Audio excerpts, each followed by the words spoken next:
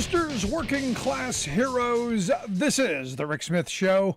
Thanks so much for being here. Early broadcast time today as we are going to bring you the January 6th hearings. Yes, this could be the last one, could be the big one. Lots to get into, lots to talk about. After the program, going to have a couple of folks come in, share some thoughts on what is being presented. We are waiting for the committee to come into the room, waiting for them to begin this whole process. And look, I'm looking forward to seeing how they wrap this up, how this all comes together, what the latest bombshells are going to be. Today, an op-ed in the New York Times of 7 four-star generals and admirals coming out and saying the former president was derelict of duty. This, what is amazing, what is quite remarkable for all of the people who poo-pooed this off and said, it's not going to move the needle, it's not going to be a big deal. No one, my favorite, no one is paying attention. There is nobody who's paying attention to all this.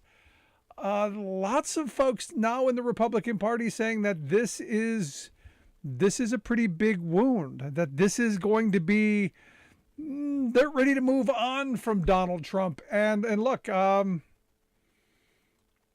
to be interesting to see how it plays out. And here we go. Here is the gaveling in. Earlier this week, I received a positive COVID per CDC guidelines.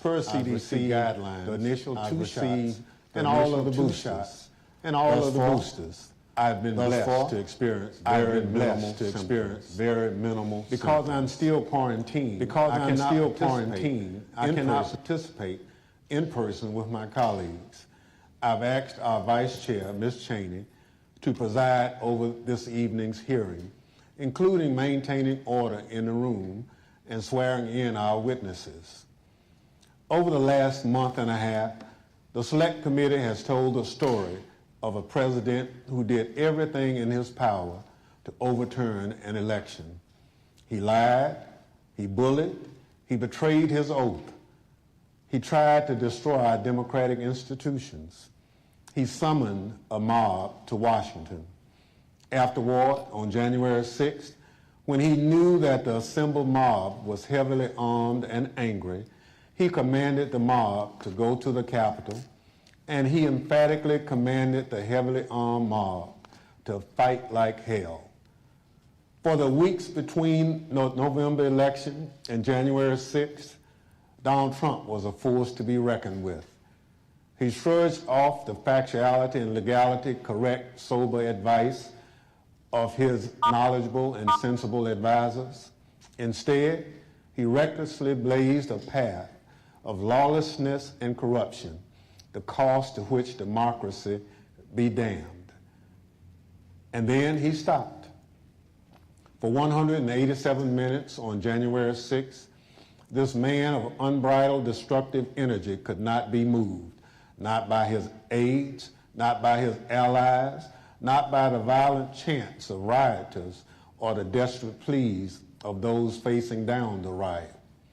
And more tellingly, Donald Trump ignored and disregarded the desperate pleas of his own family, including Ivanka and Don Jr.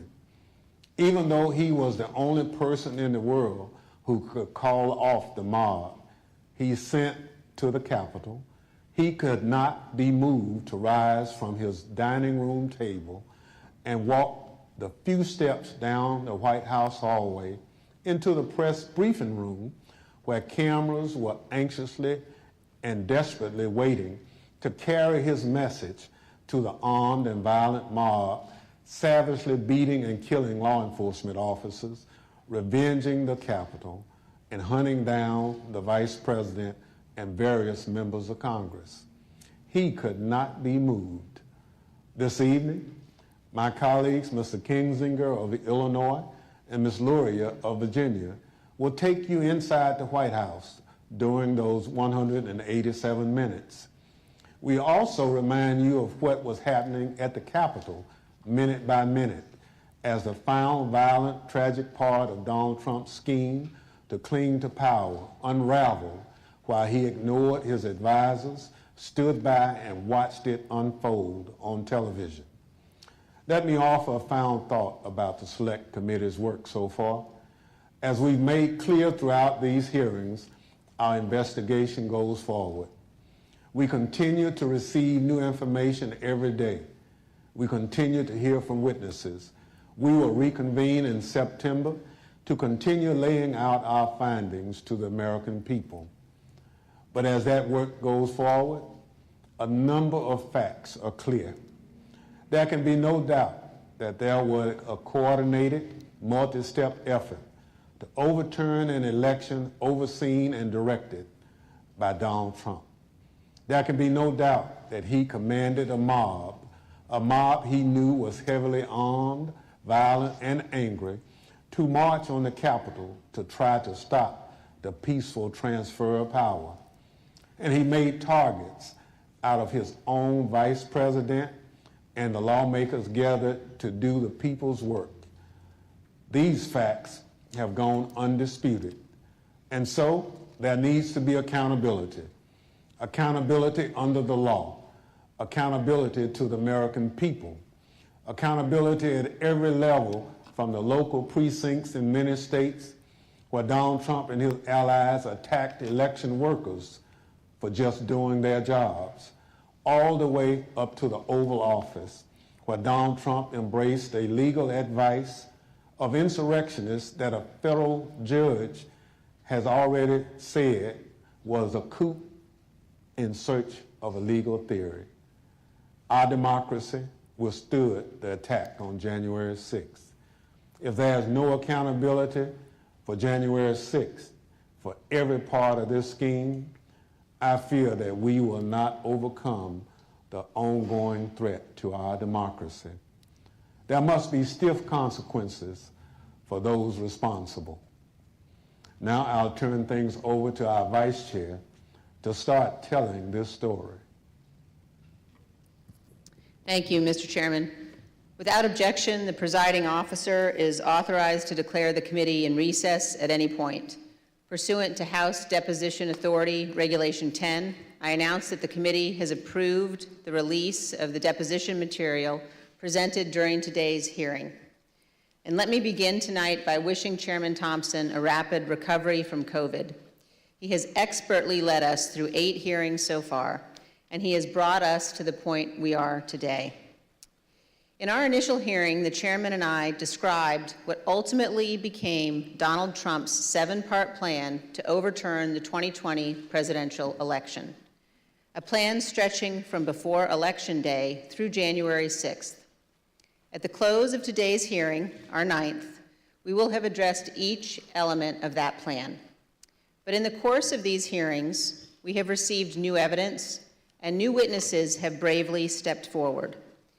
Efforts to litigate and overcome immunity and executive privilege claims have been successful, and those continue. Doors have opened, new subpoenas have been issued, and the dam has begun to break.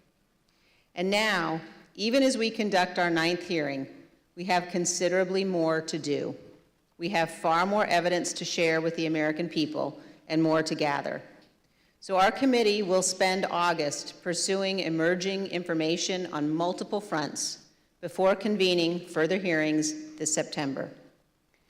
Today, we know far more about the president's plans and actions to overturn the election than almost all members of Congress did when President Trump was impeached on January 13th, 2021, or when he was tried by the Senate in February of that year.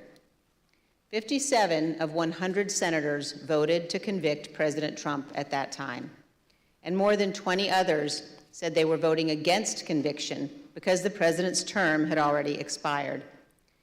At the time, the Republican leader of the United States Senate said this about Donald Trump.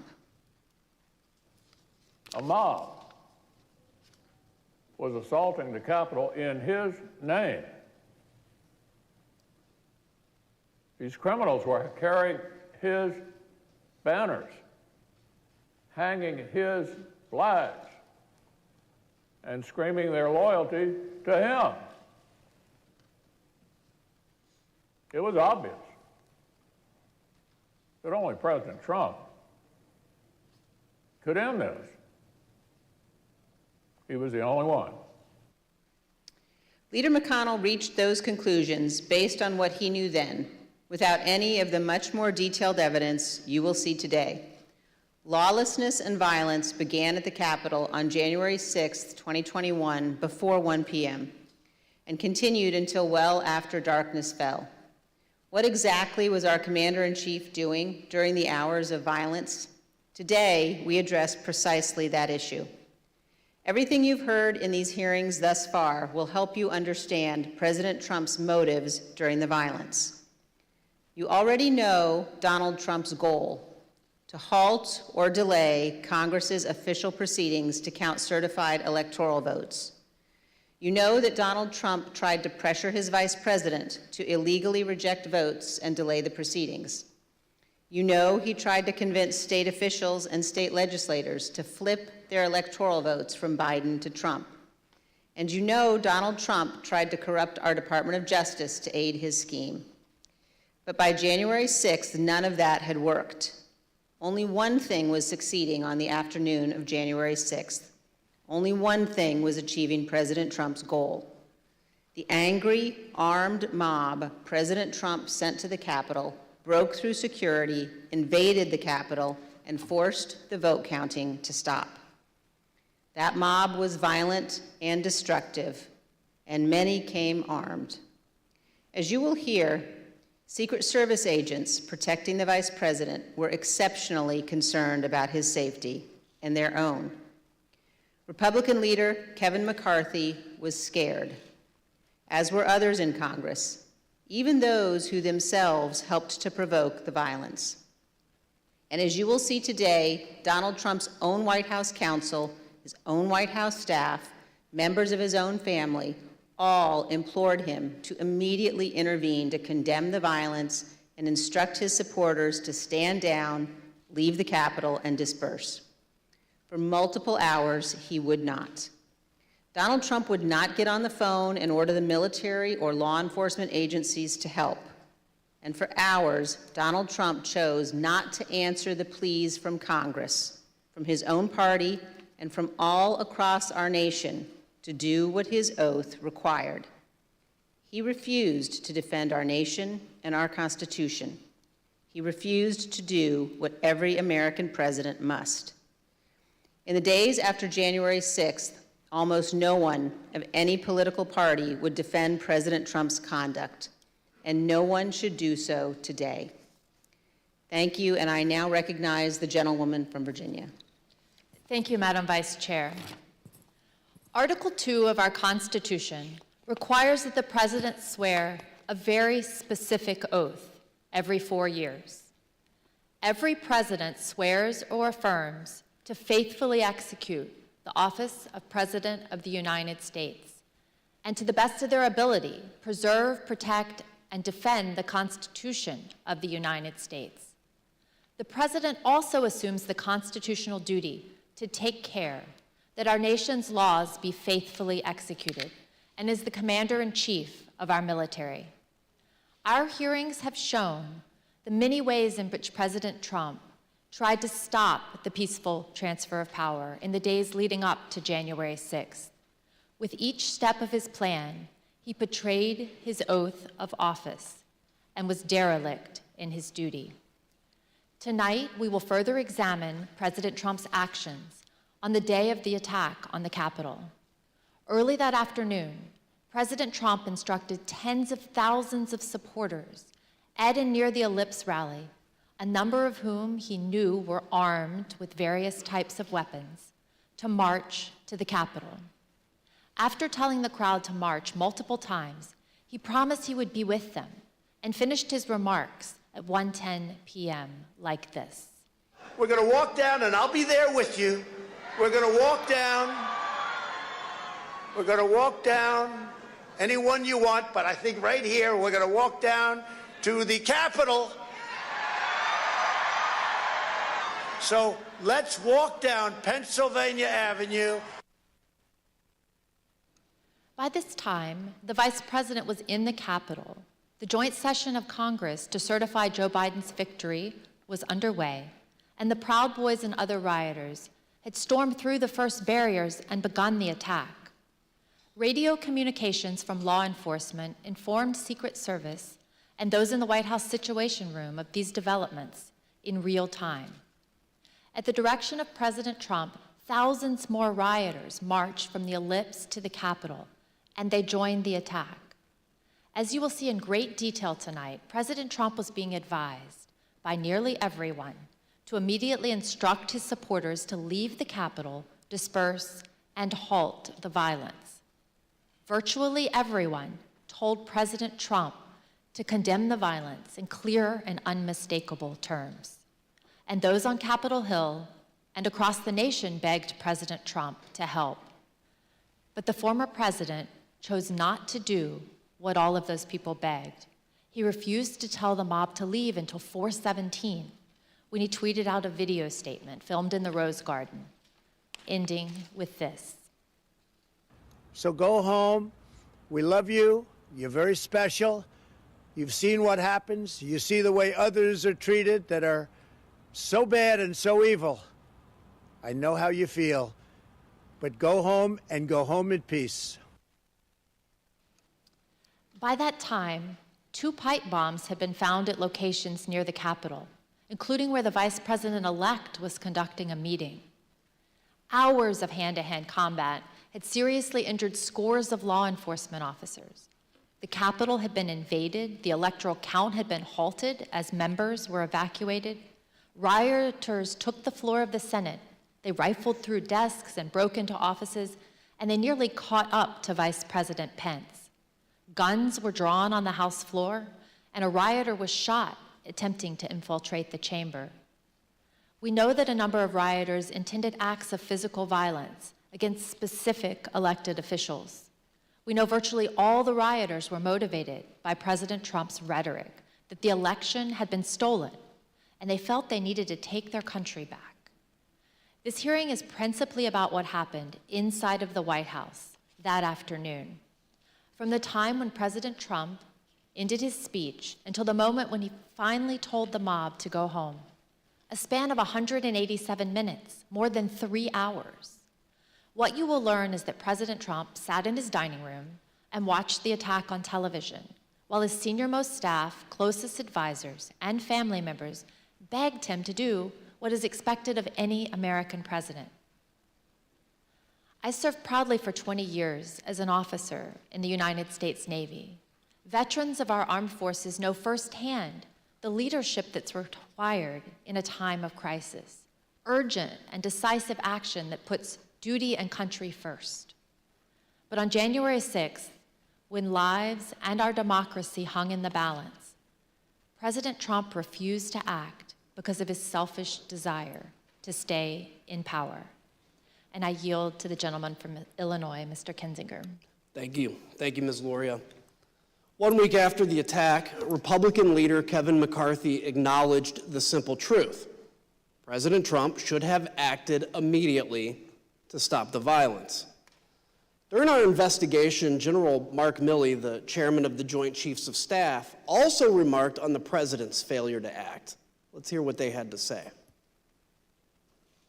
The president bears responsibility for Wednesday's attack on Congress by mob rioters. He should have immediately denounced the mob when he saw what was unfolding. These facts require immediate action by President Trump.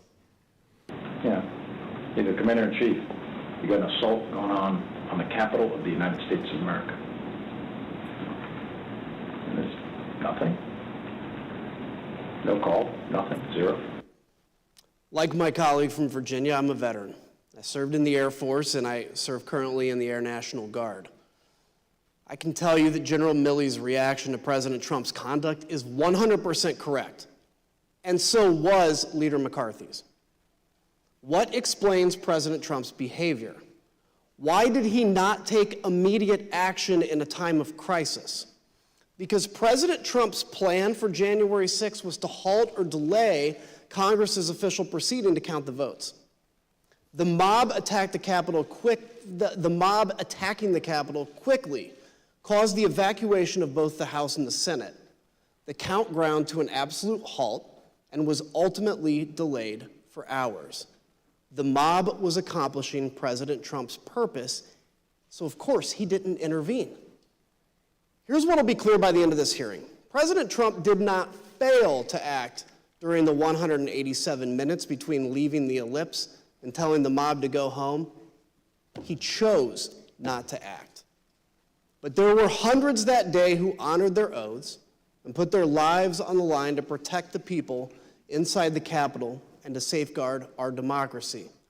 Many of them are here tonight with us, and many more are watching from home.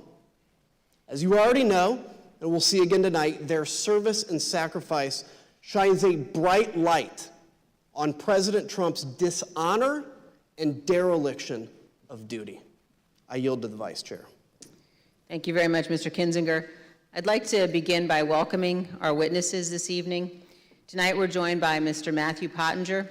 Mr. Pottinger is a decorated former Marine intelligence officer who served this nation on tours of duty in Afghanistan and Iraq. He served in the Trump White House from the first day of the administration through the early morning hours of January 7th, 2021.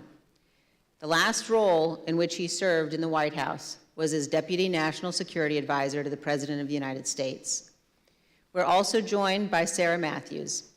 Ms. Matthews started her career in communications, working on Capitol Hill, serving on the Republican staffs of several House committees. She then worked as Deputy Press Secretary for President Trump's re-election campaign before joining the Trump White House in June of 2020. She served there as Deputy Press Secretary and Special Assistant to the President until the evening of January 6th, 2021. I will now swear in our witnesses. The witnesses will please stand and raise their right hands.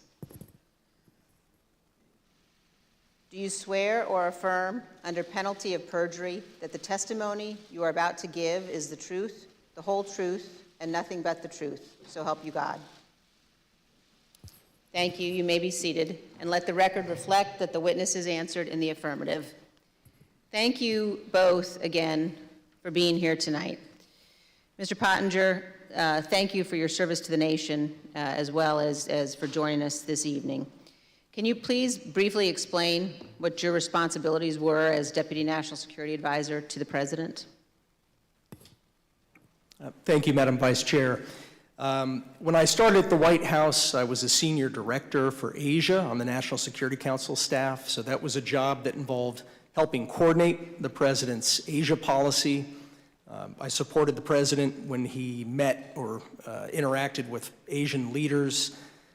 Later, 2019, I was promoted to the job of Deputy National Security Advisor.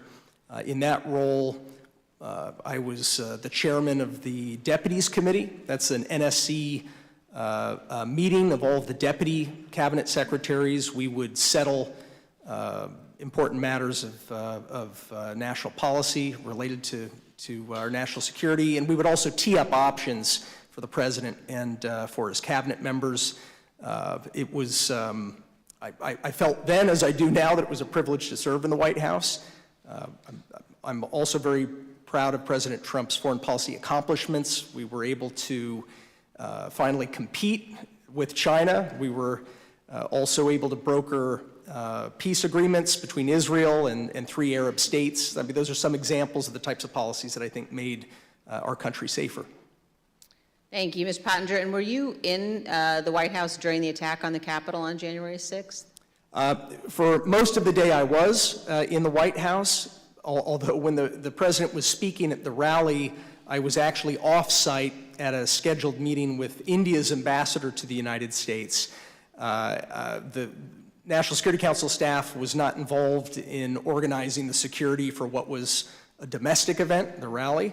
But I did return to the White House at roughly 2:30 p.m.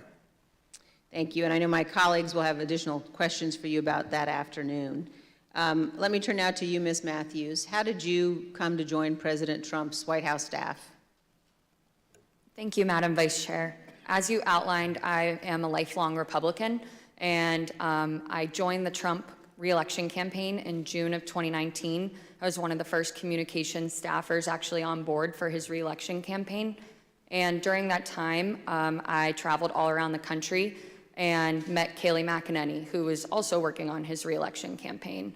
I worked there for a year, and I formed a close relationship with Ms. McEnany, and she moved over to the White House in April of 2020 to start as White House press secretary, and she brought over a group of campaign staff with her, and so I joined her over at the White House in June of 2020 to start as her deputy. And were you, Ms. Matthews, at work in the White House on January 6th? Yes, I was working out of the West Wing that day. Thank you. And now I'd like to recognize the gentlewoman from Virginia and the gentleman from Illinois. Thank you, Madam Vice Chair. As you've seen in our prior hearings, President Trump summoned the mob to D.C. on January 6th. Before he went on stage, he knew some of them were armed and prepared for combat. During his speech, he implored them to march to the Capitol, as he had always planned to do.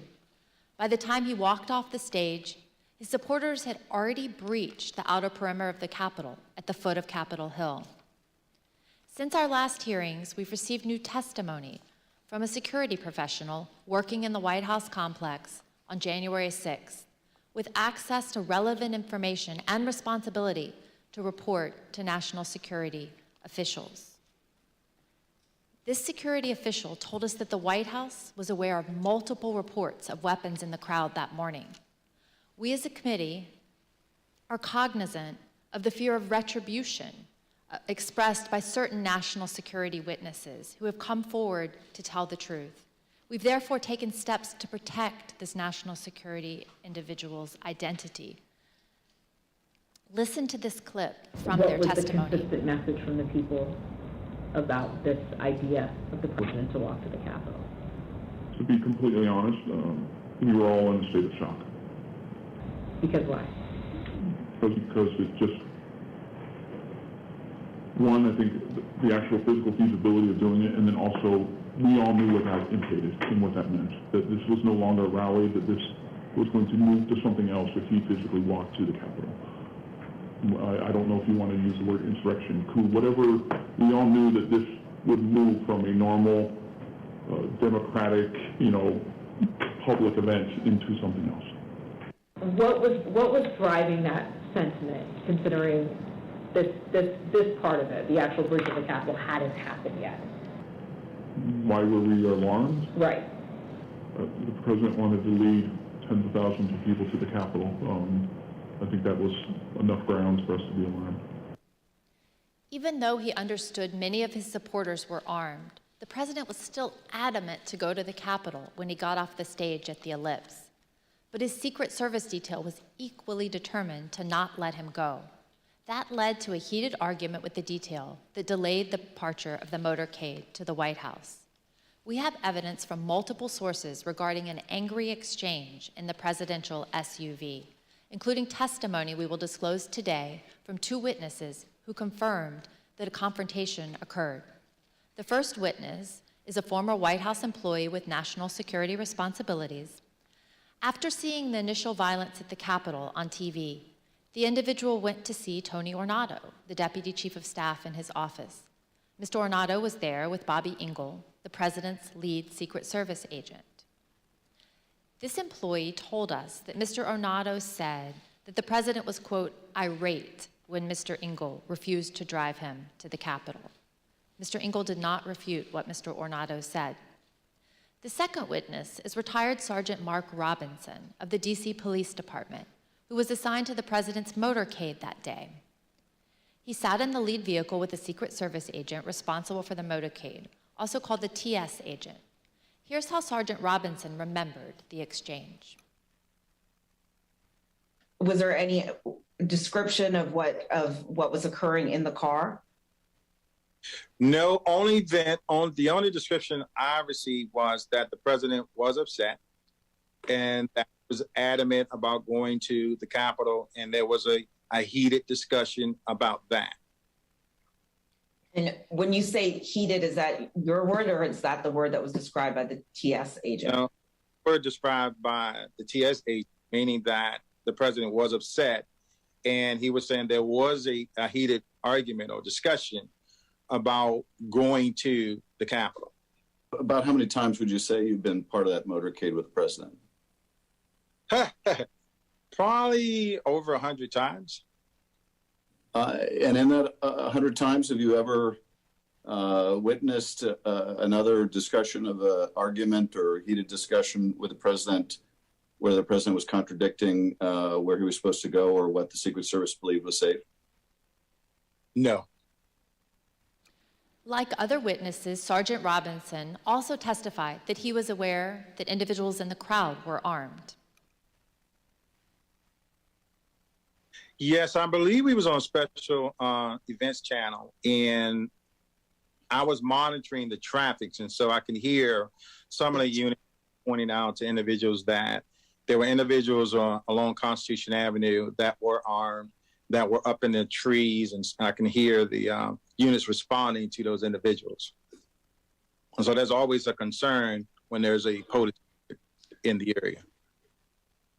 And like other witnesses, Sergeant Robinson told us that the president still wanted to travel to the Capitol, even after returning to the White House.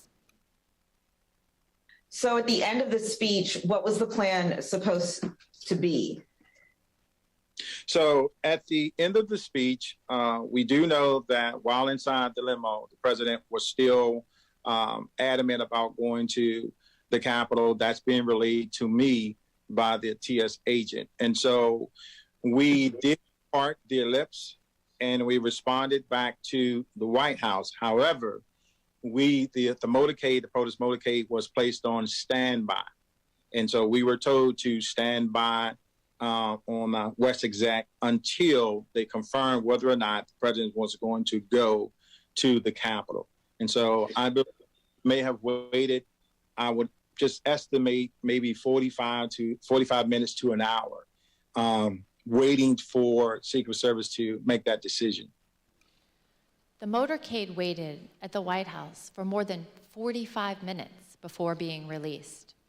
The committee is also aware that accounts of the angry confrontation in the presidential SUV have circulated widely among the Secret Service since January 6th.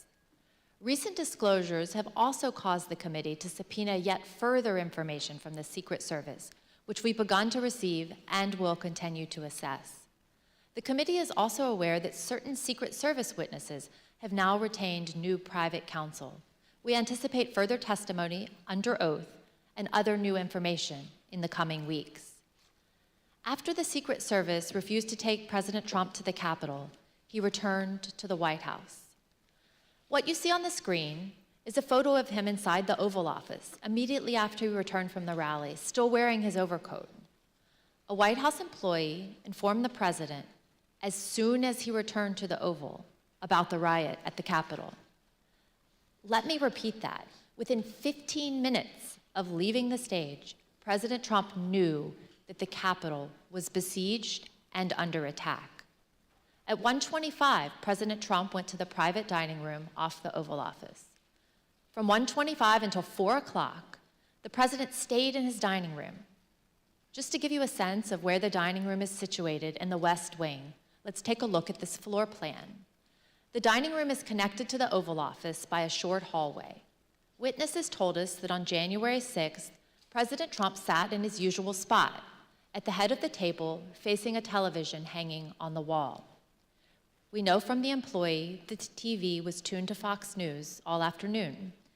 Here you can see Fox News on the TV showing coverage of the joint session that was airing that day at 1:25.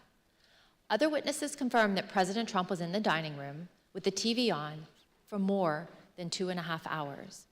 There was no official record of what President Trump did while in the dining room. On the screen is the presidential call log from January 6th. As you can see, there's no official record of President Trump receiving or placing a call between 11:06 and 6:54 p.m. As to what the president was doing that afternoon, the presidential daily diary is also silent. It contains no information from the period between 1:21 p.m. and 4:03 p.m. There are also no photos of President Trump during this critical period between 1:21 in the Oval Office and when he went outside to the Rose Garden after 4 o'clock. The chief White House photographer wanted to take pictures because it was, in her words, very important for his archives and for history. But she was told, quote, no photographs. Despite the lack of photos or an official record, we've learned what President Trump was doing while he was watching TV in the dining room. But before we get into that, it's important to understand what he never did that day. Let's watch. So are you aware of any phone call by the President of the United States to the Secretary of Defense that day? Not that I'm aware of, no. Are you aware of any phone call by the President of the United States to the Attorney General of the United States that day? No. Are you aware of any phone call by the President of the United States to the Secretary of Homeland Security that day? I'm not aware of that, no. Did you ever hear the President No. ask for the National No. Guard? Did you ever hear the President ask for law enforcement response? No. So as somebody who works in the national security space and with the National Security Council, if there were going to be troops present or called up for a rally in Washington, D.C., for example, is that something that you would have been aware of? Yeah, I would have. Do you know if he asked anybody to reach out to any of those that we just listed off? National Guard, DOD, FBI, Homeland Security, Secret Service, Mayor Bowser, the Capitol Police, about the situation in the Capitol? I am not aware of any of those requests. No, sir. We have confirmed in numerous interviews with senior law enforcement and military leaders, Vice President Pence's staff and DC government officials. None of them, not one, heard from President Trump that day. He did not call to issue orders. He did not call to offer assistance. This week we received additional testimony from yet another witness about why the president didn't make any efforts to quell the attack. The former White House employee with national security responsibilities told us about a conversation with senior advisor Eric Hirschman and Pat Cipollone, the top White House lawyer. This conversation was about a pending call from the Pentagon seeking to coordinate on the response to the attack. Mr. Hirschman turned to Mr. Cipollone and said, the president didn't want to do anything. And so Mr. Cipollone had to take the call himself. So if President Trump wasn't calling law enforcement or military leaders, what did President Trump spend his time doing that afternoon while he first settled into the dining room? He was calling senators to encourage them to delay or object to the certification. Here's Kayleigh McEnany, his press secretary, to explain. All right, then it says back there, and he wants list of senators. And then he's calling them one by one. Do you know which ones he called? To the best of my recollection, no. As I say in my notes, he wanted a list of the senators, and I left him at that point. Because the presidential call log is empty, we do not yet know precisely which senators President Trump was calling. But we do know from Rudy Giuliani's phone records that President Trump also called him at 1:39, after he had been told that the riot was underway at the Capitol. Mr. Giuliani was President Trump's lead election attorney. According to the phone records, the president's call with him lasted approximately 4 minutes. Recall that Fox News was on in the dining room. Let's take a look at what was airing as this call was ending. The president, as we all saw, fired this crowd up. They've all, tens of thousands, maybe 100,000 or more, have gone down to the Capitol or elsewhere in the city, and they're very upset. Now, I jumped down as soon as we heard the news that Brett gave you about Mike Pence. I started talking to these people. I said, what do you think? One woman, an Air Force veteran from Missouri, said she was, quote, disgusted to hear that news and that it was his duty to do something. And I told her, I said, there's nothing in the Constitution unilaterally that Vice President Pence could do. She said, that doesn't matter. He should have fought for Trump. At 1:49, here's what was happening at the Capitol with President Trump's fired up supporters. We're going to give riot warning. We're going to try and get compliance, but this is now effectively a riot. 1349 hours declaring it a riot.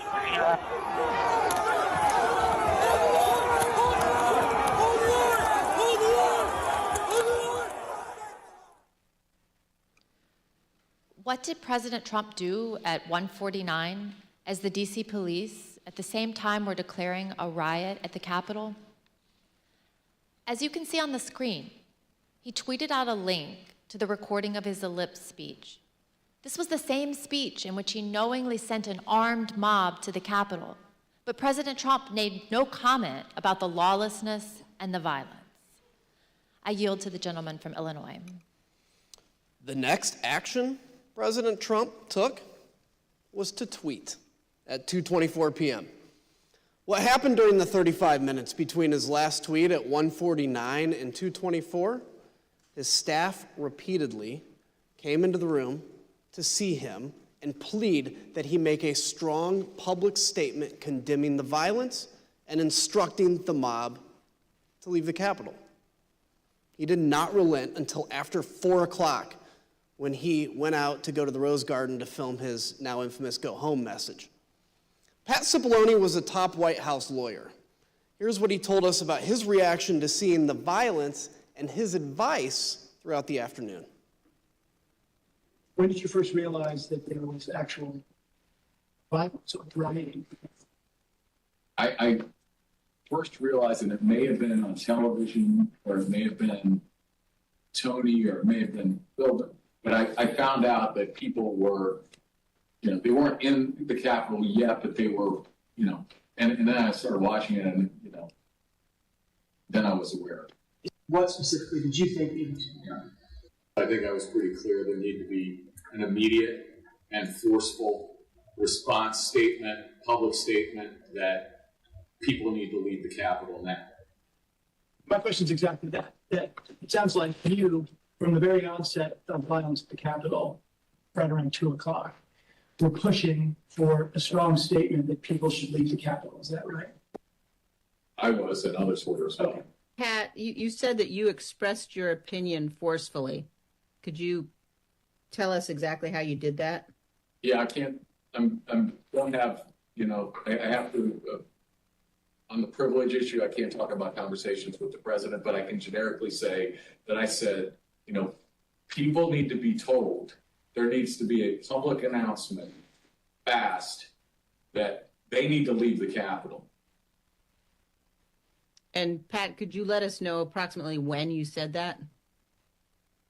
Approximately when? Almost immediately after I found out people were getting into the Capitol or approaching the Capitol in a way that was violent. Do you remember any discussion with Mark Meadows with respect to his view that the president didn't want to do anything, was somehow resistant to wanting to say something along the lines that you suggest? And it's not just to be clear, many people suggested it. Not just me, many people felt the same way. I'm sure I had conversations with Mark about this during the course of the day and expressed my opinion very forcefully that this needs to be done. So your advice was tell people to leave the Capitol, and it took over 2 hours when there were subsequent statements made, tweets put forth that in your view were insufficient. Did you continue, Mr. Cipollone, throughout the period of time up until 4/17, continue, you and others, to push for a stronger statement? Yes. Were you joined in that effort by Ivanka Trump? Yes. By Eric Hershey? Yes. By Mark Meadows? Yes. White House counsel's office wanted there to be a strong statement out to condemn the rioters. I'm confident in that. I'm confident that Ivanka Trump wanted there to be a strong statement to condemn the rioters. I don't know the private conversation she had with Mr. Trump, but I remember when she came to the office one time with White House counsel's office, when she came to the chief of staff's office with White House counsel's office, she was talking about the speech later that day and trying to get her dad on board with saying something that was more direct than he had wanted to at the time and throughout the afternoon. And I think Mark also I remember him getting Ivanka involved because it's like, get Ivanka down here because he thought that would be important. I don't think Jared was there in the morning, but I think he came later. I remember thinking it was important to get him in there too. And of course, Pat Philbin, was expressing the same things. I mean, Pat Philbin, was very, as I said, I don't think there was one of these meetings where there might have been, but for the most part, I remember that both of us going down together, going back, getting on phone calls. He was also very clearly expressing this view. Pat Cipollone and Cassidy Hutchinson, an aide to Chief of Staff Mark Meadows, also told us about the Hang Mike Pence chants. As you will see, Mr. Cipollone recalled conversations about those chants in the West Wing, but he relied on executive privilege to maintain confidentiality over his and others' direct communications with the president. Although Mr. Cipollone was unwilling to provide more detail, Ms. Hutchison provided more explicit information, filling in those blanks. See that for yourself. It wasn't until Mark hung up the phone, handed it back to me. I went back to my desk. A couple minutes later, him and Pat came back, possibly Eric Hirschman too. I'm pretty sure Eric Hirschman was there. But I'm confident it was Pat that was there. I remember Pat saying something to the effect of, Mark, we need to do something more. They're literally calling for the vice president to be effing hung. And Mark had responded something to the effect of, you heard him, Pat. He thinks Mike deserves it. He doesn't think they're doing anything wrong. To which Pat said something, this is effing crazy. We need to be doing something more. Briefly stepped into Mark's office. Do you remember any discussion at any point during the day about rioters at the Capitol chanting, "Hang Mike Pence"? Yes, I remember hearing about that. Yes. Yeah. I don't know if I observed that myself on TV yet. I'm just curious. I understand the privilege line you've drawn, but do you remember what you can share with us about the discussion about those chants, the "Hang Mike Pence" chants?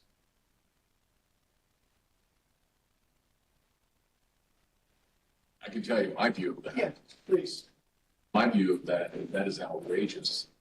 And for anyone to suggest such a thing as the Vice President of the United States, for people in that crowd to be chanting that, I thought it was terrible. I thought it was outrageous and wrong. And I expressed that very clearly. With respect to your conversations with Mr. Meadows, though, did you specifically raise a concern over the Vice President with him, and how did he respond?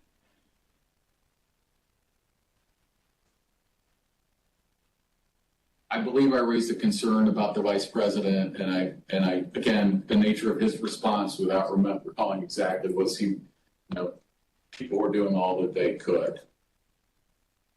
And what about the president? Did he indicate whether he thought the president was doing what needed to be done to protect the vice president?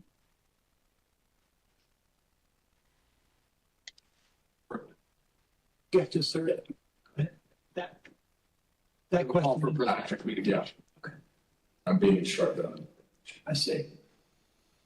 In addition, Mr. Cipollone testified that it would have been feasible, as commentators on television were suggesting, for President Trump to immediately appear at the podium in the press room to address the nation.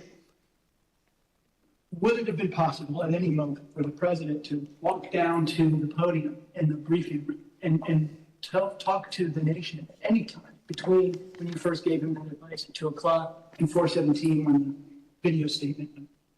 Would that have been possible? Would it have been possible? Yes. Yes, it would have been possible. We just heard Mr. Cipollone say that President Trump could have gone to the press briefing room to issue a statement at any moment. To give you a sense of just how easy that would have been, let's take a look at a map of the West Wing. As we saw earlier, the president's private dining room is at the bottom of the map.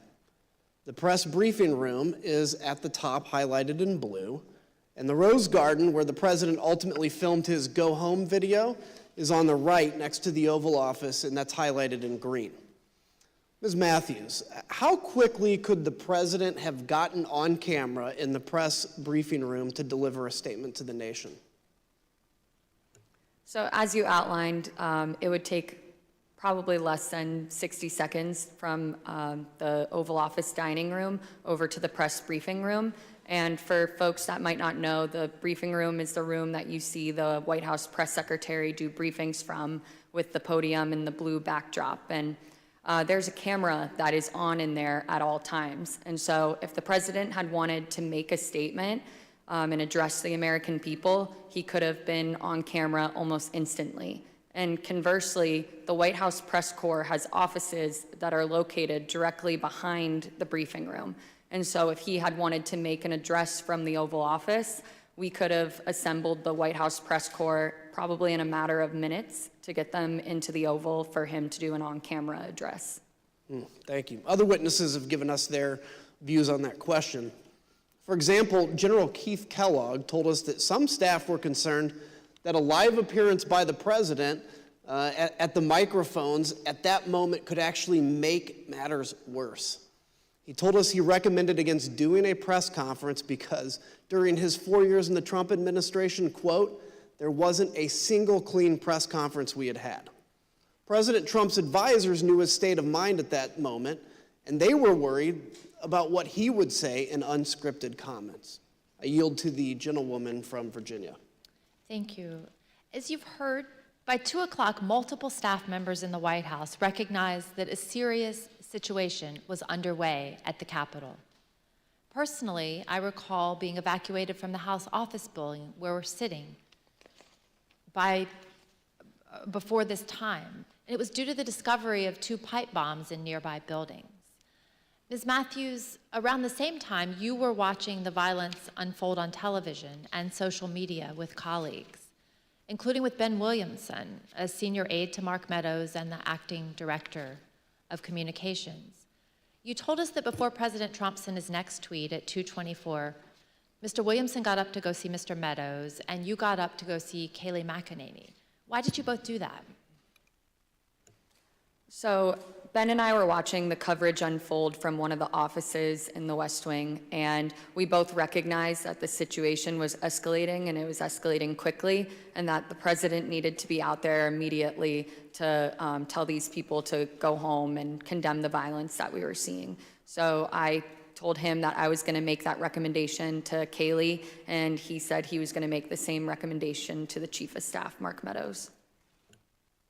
Thank you. And one of your colleagues in the press office, Judd Deere, told us he also went to see Ms. McEnany at that time. Let's hear what he said about this critical period of time, right as the rioters were getting into the Capitol. And why did you think it was necessary to say something? Well, I mean, it appears that individuals are storming the U.S. Capitol building. They also appear to be supporters of Donald Trump who may have been in attendance at the rally. We're going to need to say something. And did you have a view as to what should be said by the White House? If I recall, I told Kayleigh that I thought that we needed to encourage individuals to stop, to respect law enforcement, and to go home. Although President Trump was aware of the ongoing riot, he did not take any immediate action to address the lawlessness. Instead, at 2:03, he called Rudy Giuliani again, and that call lasted for over 8 minutes. Moments later, at 2:13, rioters broke into the Capitol itself. One of the Proud Boys charged with seditious conspiracy, Dominic Pizzola, used an officer's shield to smash a window, and rioters flooded into the building.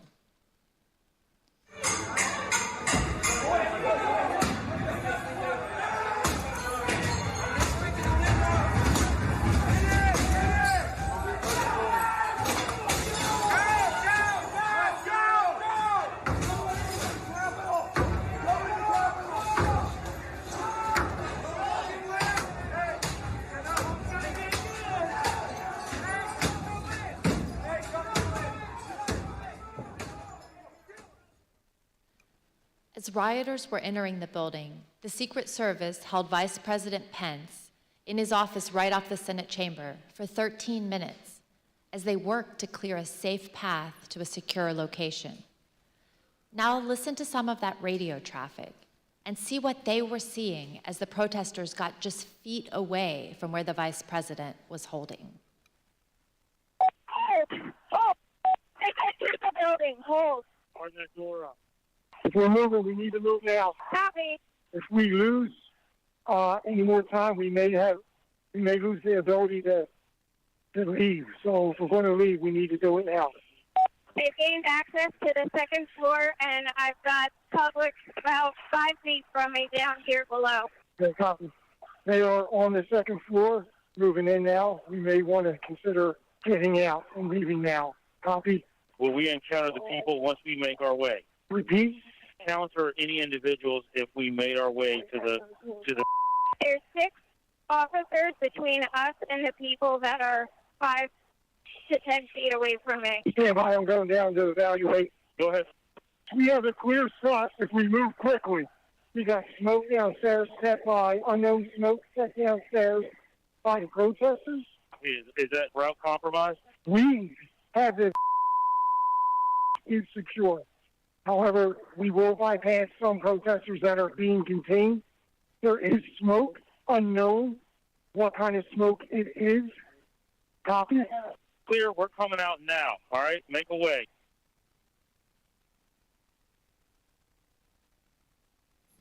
The President's National Security Council staff was listening to these developments and tracking them in real time.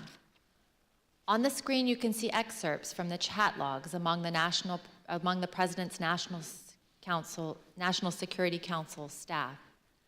At 2:13, the staff learned that the rioters were kicking in the windows at the Capitol. 3 minutes later, the staff said the Vice President was being pulled, which meant agents evacuated him from the Senate floor. At 2:24, the staff noted that the Secret Service agents at the Capitol did not, quote, sound good right now.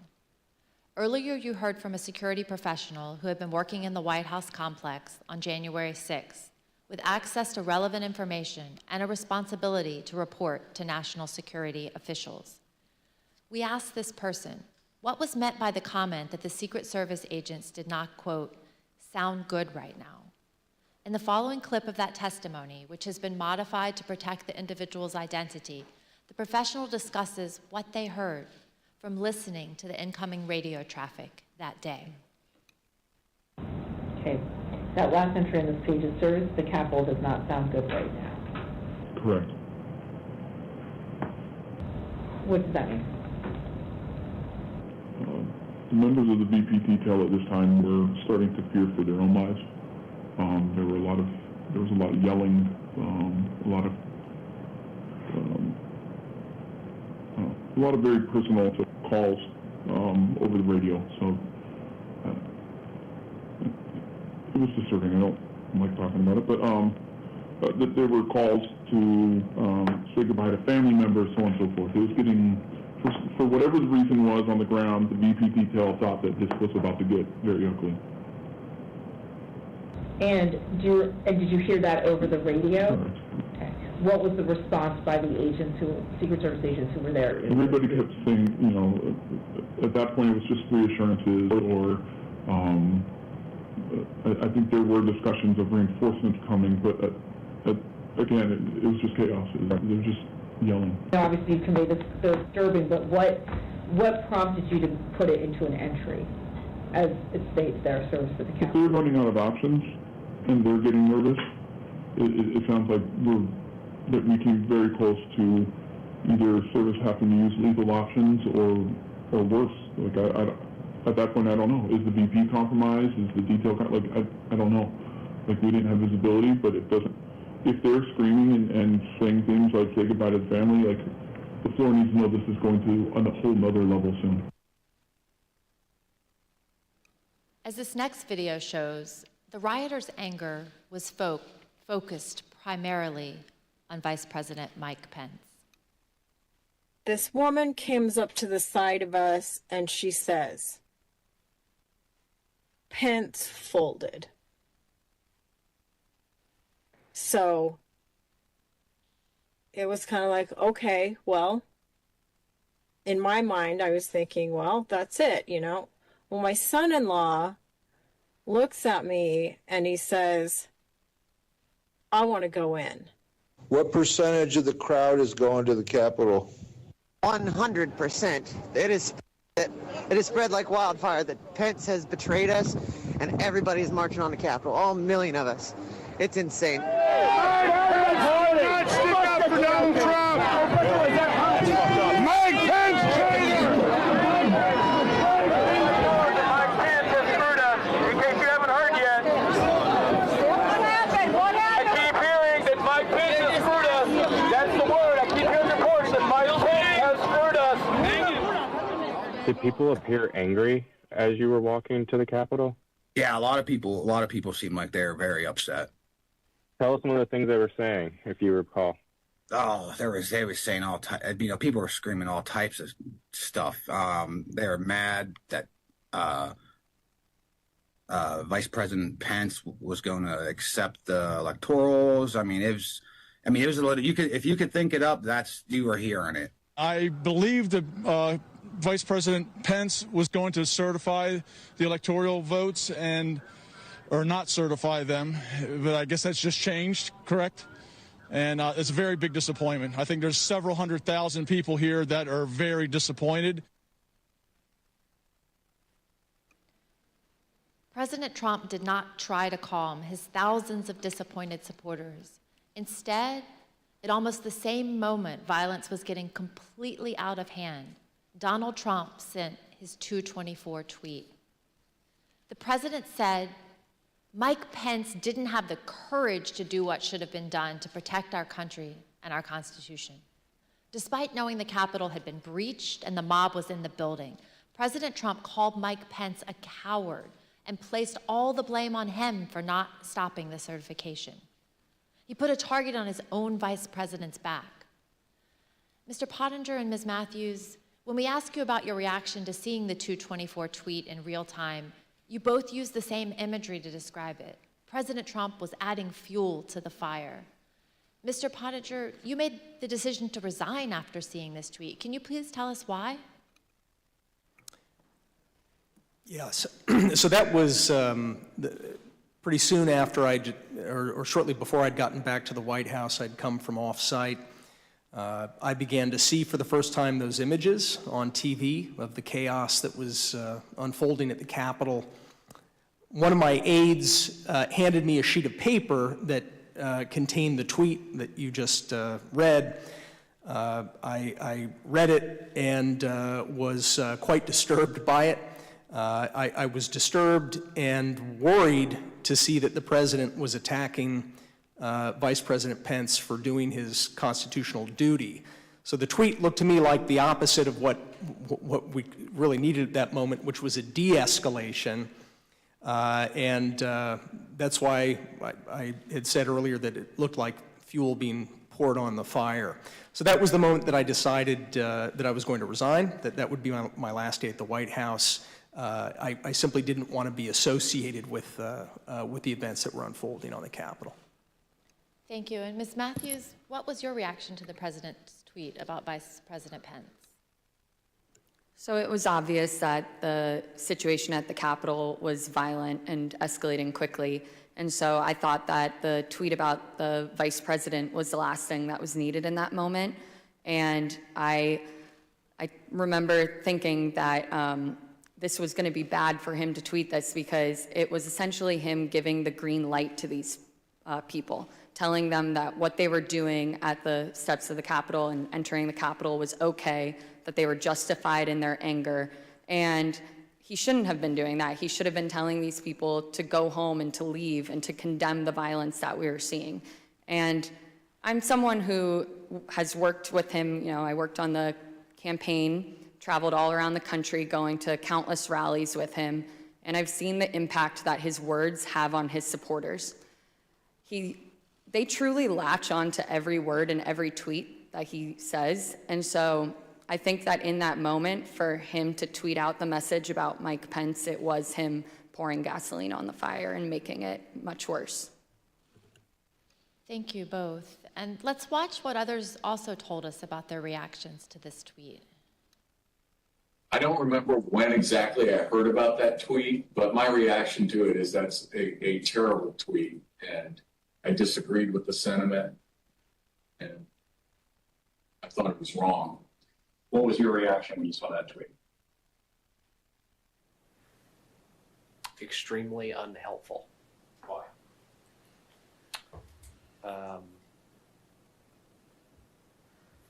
It wasn't the message that we needed at that time. It wasn't going to, the scenes at the U.S. Capitol were only getting worse at that point.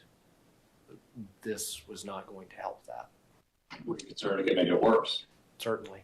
Ms. Hutchinson, what was your reaction when you saw this tweet?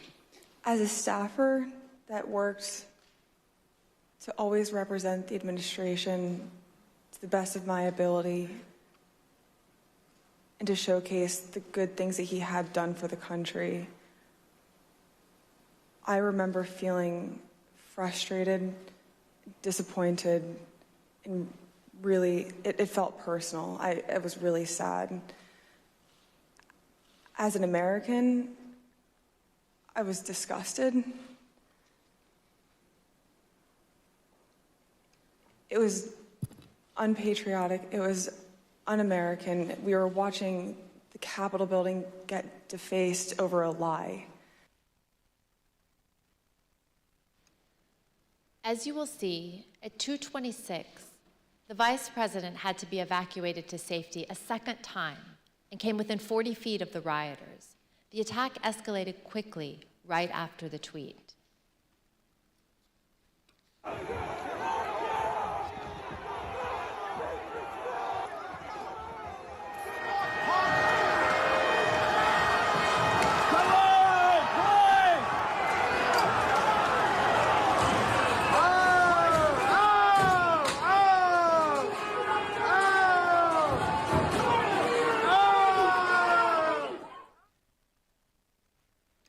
During this chaos, what did President Trump do at that point? He went back to calling senators to try to further delay the electoral count. While the Vice President was being evacuated from the Senate, President Trump called Senator Tommy Tuberville, one of his strongest supporters in the Senate.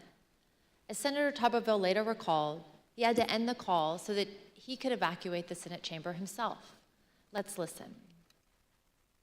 He didn't call my phone, called somebody else, and they handed it to me. And I basically told him, I said, Mr. President, we're not doing much work here right now because they just took our vice president out. And matter of fact, I'm going to have to hang up on you. I've got to leave. Senator Josh Hawley also had to flee.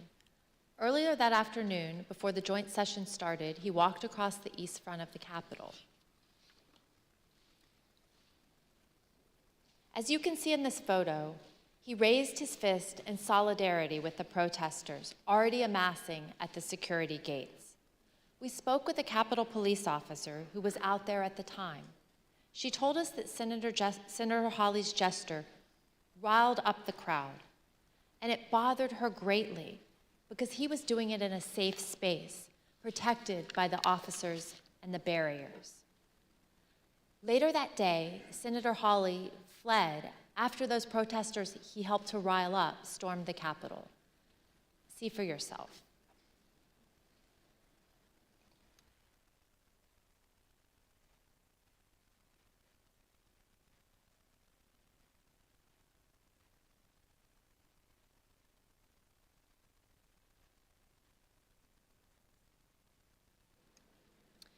Think about what we've seen. Undeniable violence at the Capitol. The Vice President being evacuated to safety by the Secret Service. Senators running through the hallways of the Senate to get away from the mob. As the Commander-in-Chief, President Trump was oath and duty bound to protect the Capitol. His senior staff understood that. Do you believe, Jared, that the president has an obligation to ensure a peaceful transfer of power? Yes. And do you think the president has an obligation to defend all three branches of our government? I believe so. And I assume you also would agree the president has a particular obligation to take care that the laws be faithfully executed. That is one of the president's obligations, correct? No, I mean, I asked what his duty is. Well, I mean, there's a constitutional duty. What he has, he's the commander in chief, and that was that was my biggest issue with him as national security advisor. Rather than uphold his duty to the Constitution, President Trump allowed the mob to achieve the delay that he hoped would keep him in power. I reserve. The gentlewoman reserves. I request that those in the hearing room remain seated until the Capitol Police have escorted members and witnesses from the room. I now declare the committee in recess for a period of approximately 10 minutes. Well, that was a walkthrough of the day of January 6th and some of the moments and some of the things that caught my attention. And welcome back to the Rick Smith Show. Thanks for tuning in to our coverage of the January 6th hearing. This hopefully maybe the last one, perhaps another down the road. As more information is what I'm being told, they're gathering more information at a rapid pace. Because as I said at the beginning of this, the frame that the Foxes of the world, the right-wing outrage machines of the world pushed immediately was nobody's going to pay attention, nobody's going to care about this, it's not going to matter. It's mattered. And it is moving the needle, and it's moving the needle in a pretty big way away from Trump, away from these folks. And there are now people who are in the Republican Party trying to save the Republican Party. And look, this is my problem with the hearing. This is focused 100% on what did Trump do, what did he know, all of that. And look, that has to happen. We have to know that our commander-in-chief, in a moment of crisis, in a moment when the country was under attack, he did nothing. Literally nothing. Well, that's not actually true. He made things worse. So he did worse than nothing. I also want to see a hearing on who funded all of this, all of the groups that were behind all of this, all of the planning that went into it. I want to know all of that stuff because I think that is as important as what Trump did and didn't do on January 6th and all of the run up to it. All of his engagement in this and all of his participation and all of that, again, extremely important, extraordinarily important, but I want to know who the moneyed interests were. And I think in order to say that this can never happen again, you need to pull those people out into the light as well.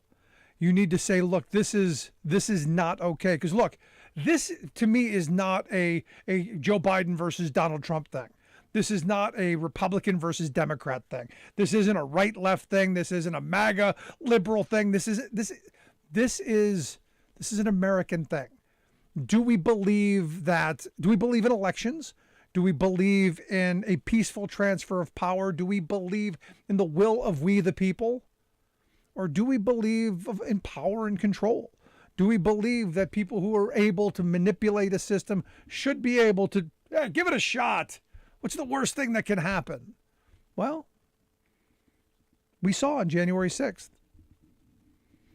Now, what's interesting to me is go through all of these hearings, and there are still folks who are, no, it was just another day. It was a patriotic day. You know, we've got a governor in my state of Pennsylvania or a guy who's running for governor. Oh, please. I just screwed that up. We got a guy running for governor. Please do not elevate him to governor already, because it's going to be a disaster if that happens here. But we've got a guy running for governor here in this state who was there, who was cheering this on, who organized a boatload of bus trips down there. He should be investigated as well. Who funded that? Who was behind all of it? But Rick, he was just there to show his support. understand what the rally was about. And this is the thing you cannot get away from. You cannot ignore the reality of this was a rally to stop the steal, so to speak. The intent of the people that I knew who went there, the intent of the people on social media who were saying they were going there, their intention was to do exactly what they almost got away with. And that was to stop the certification of the electoral votes. And they almost did it. They almost did it. They almost got away with it. They almost achieved their mission. But that was their stated goal from the beginning. That was it. So anyone who said, no, it was just a patriotic, no, that was the goal. That was the mission. That's what brought people there. That's what they organized around. That's what they brought people to the Capitol for. And look, as I said from the beginning, there were a bunch of dupes there. There are a bunch of people who are, no, we're just going to go, we're going to protest because we believe in people's peaceful protest. And absolutely.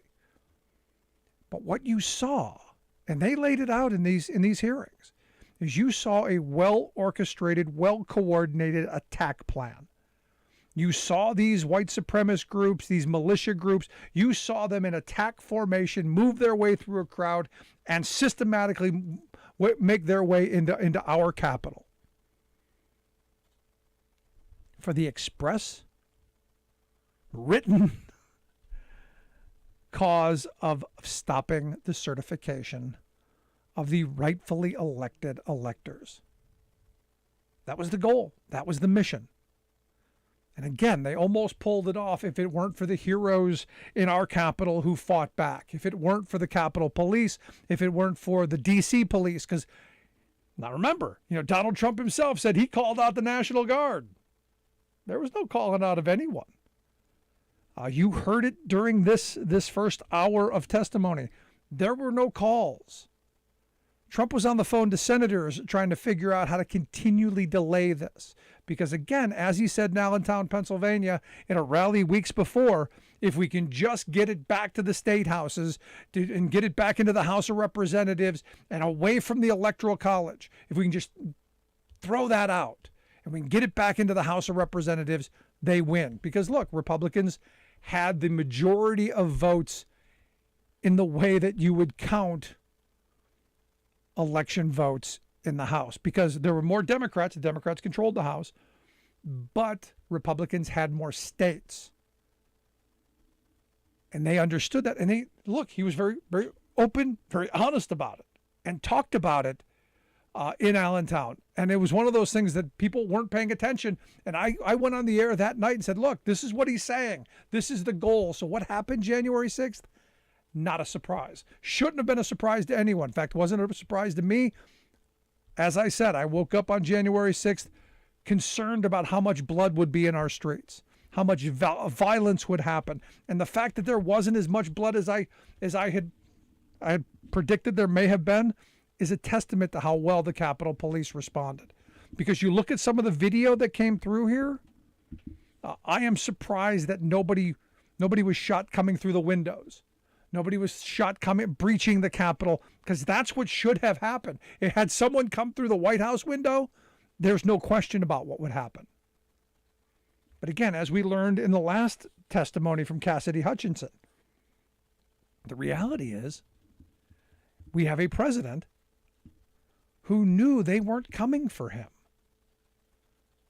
wanted the violence because he knew they weren't coming for him. Didn't fear going to the Capitol, didn't fear the Secret Service taking him to the Capitol, because they, in the words of Cassidy Hutchinson, they weren't there for him. They were there for Mike Pence. And what's in watching this hearing thus far, how close. Now, I knew that the rioters were close to Mike Pence, but not that close. I mean, within mere feet of grabbing a hold of Mike Pence. And then what could have happened then? Do you think they would have hung Mike Pence? Yeah. and anyone who would have tried to stop them. Because as Sarah Matthews pointed out, she said, she'd followed him on all the rallies. She'd been there for all of the MAGA rallies and said, look, I've seen how his words affect his supporters. And as we've said on this program, he's like a cult leader. And these are little followers. They hang on every word. So when you see that tweet at 2:24, Pence didn't have the courage. Of course those people in the streets are going to go, Mike Pence sold us out. Of course they're going to say that he screwed them. Even though everyone knew in the moment he didn't have the power to do it. Even Mike Pence knew he didn't have the power to do it. So it's not surprising to me. We did find out for the first time what the president was doing. I thought he was just watching TV, gleeful in the fact that things were happening and they were out there fighting for him. But we now find out that he was making phone calls, talking to Rudy Giuliani. He was calling senators. Now, oddly enough, no calls in the presidential logs. No official records, no photographs. Sorry, no photographs of one of the most important historical moments of our time. Nope.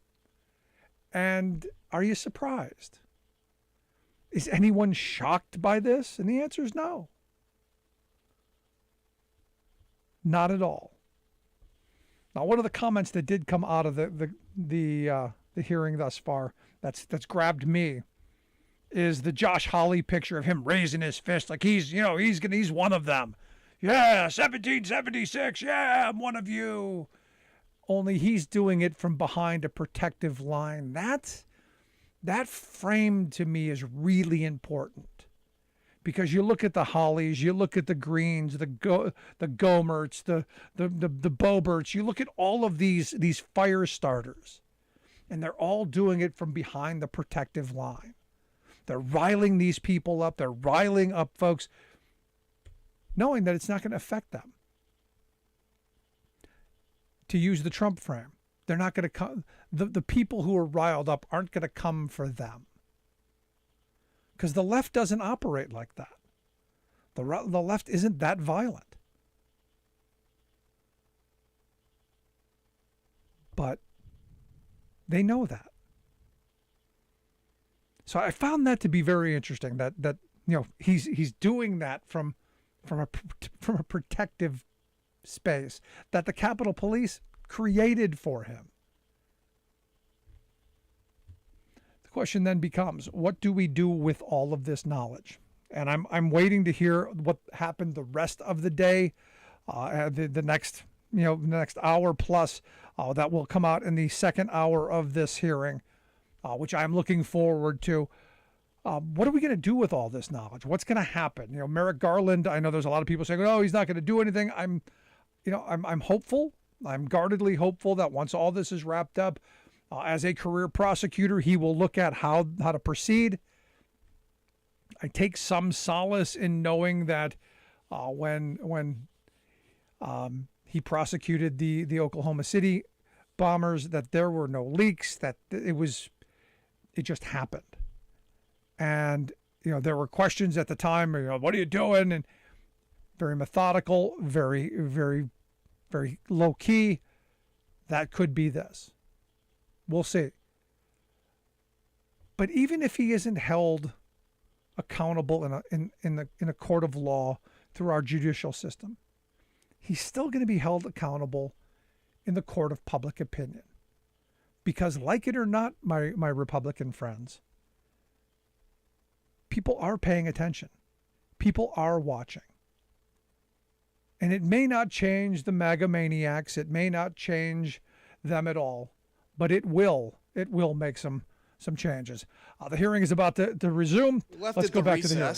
Just after President Trump's 2:24 tweet attacking the vice president. By this time, the president had been in his dining room for an hour. I want you to just think of what you would have done if you were in his shoes and had the power to end the violence. You would have immediately and forcefully told the rioters to stop and leave. Like, stop and leave. Done. As you heard, that's exactly what his senior staff had been urging him to do. But he resisted, and he kept resisting for another almost 2 hours. In the meantime, all the president did was post 2 tweets, one at 2:38 and the other at 3:13. One said, quote, "Stay peaceful." The other said, quote, "Remain peaceful." But the president already knew that the mob was attacking the police and had invaded the Capitol. Neither tweet condemned the violence or told the mob to leave the Capitol and disperse. To appreciate how obvious it was that President Trump was not meeting this moment, it's helpful to look at the real-time reactions of his own son, Don Jr., to the first tweet, captured in a series of text messages with Mark Meadows. I'll warn the audience that these messages contain some strong language. As you can see, Don Jr. first texted Mr. Meadows at 2:53. He wrote, "He's got to condemn this ASAP. The Capitol Police tweet is not enough." Mr. Meadows replied, "I am pushing it hard. I agree." Don Jr. responded, "This is one you go to the mattresses on. They will try to his entire legacy if it gets worse." Here's what Don Jr. told us he meant by "go to the mattresses."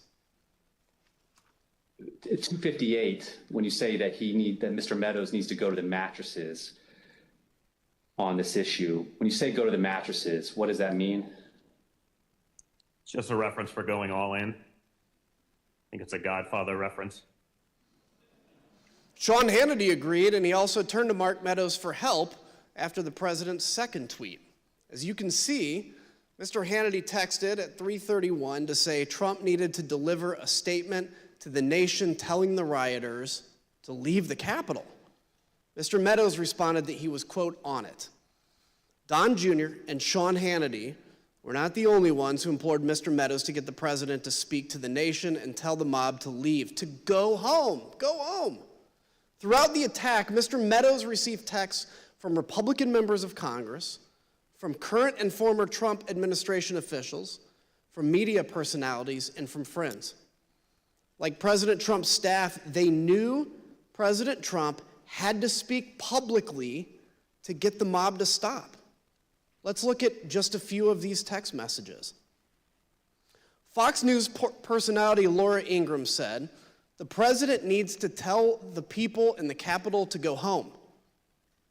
Former Chief of Staff Mick Mulvaney urged Mark, he needs to stop this now.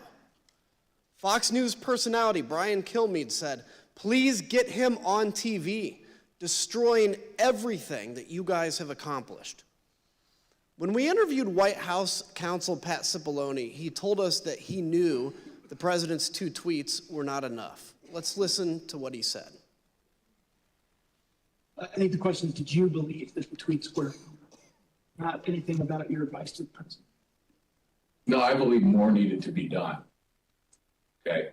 I believed that a public statement needed to be made. When you talk about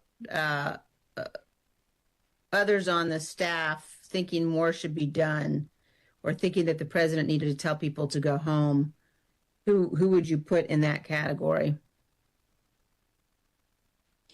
Well, I would put Pat Philbin, Eric Hirschman, overall Mark Meadows, Ivanka, once Jared got there, Jared, General Kellogg.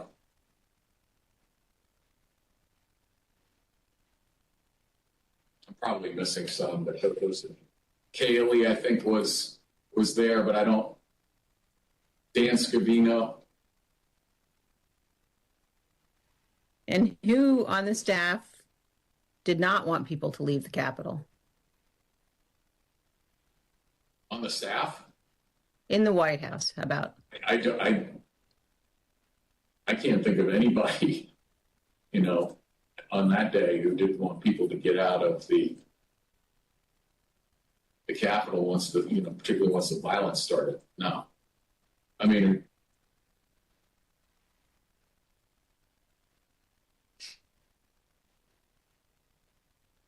what about the president? Yeah. she said the staff. So I answered. No, I said in the White House. Oh, I'm sorry. I apologize. I thought you said who else on the staff.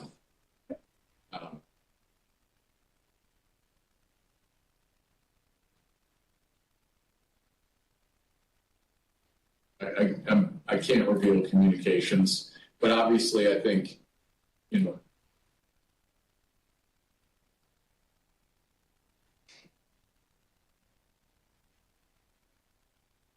yeah.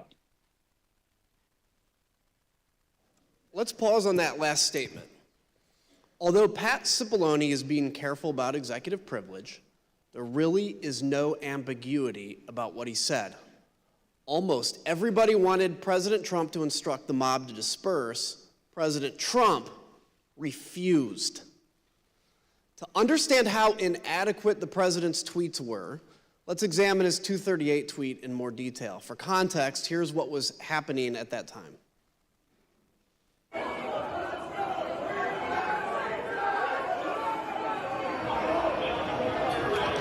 They broke the glass?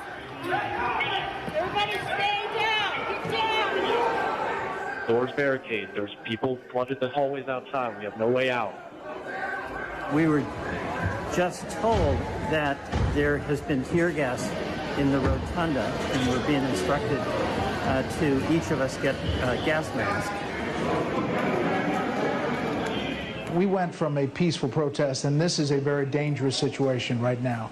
That there are, I'm being told, these protesters on the inside are around both chambers, and there is now tear gas inside the Capitol rotunda. In fact, members locked in the House are being instructed to put on masks.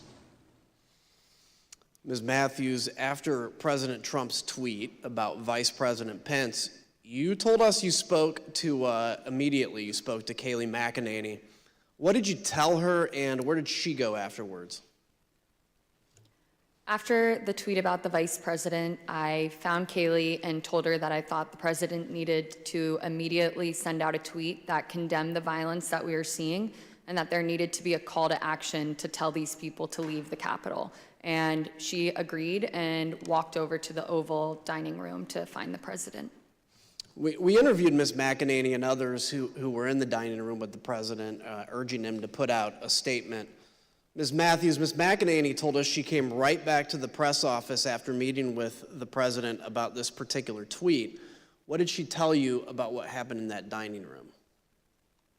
When she got back, she told me that a tweet had been sent out, and I told her that I thought the tweet did not go far enough, that I thought there needed to be a call to action and he needed to condemn the violence. And we were in a room full of people, but people weren't paying attention, and so she looked directly at me and in a hushed tone shared with me that the president did not want to include any sort of mention of peace in that tweet, and that it took some convincing on their part, those who were in the room. And she said that there was a back and forth going over different phrases to find something that he was comfortable with, and it wasn't until Ivanka Trump suggested the phrase "stay peaceful" that he finally agreed to include it.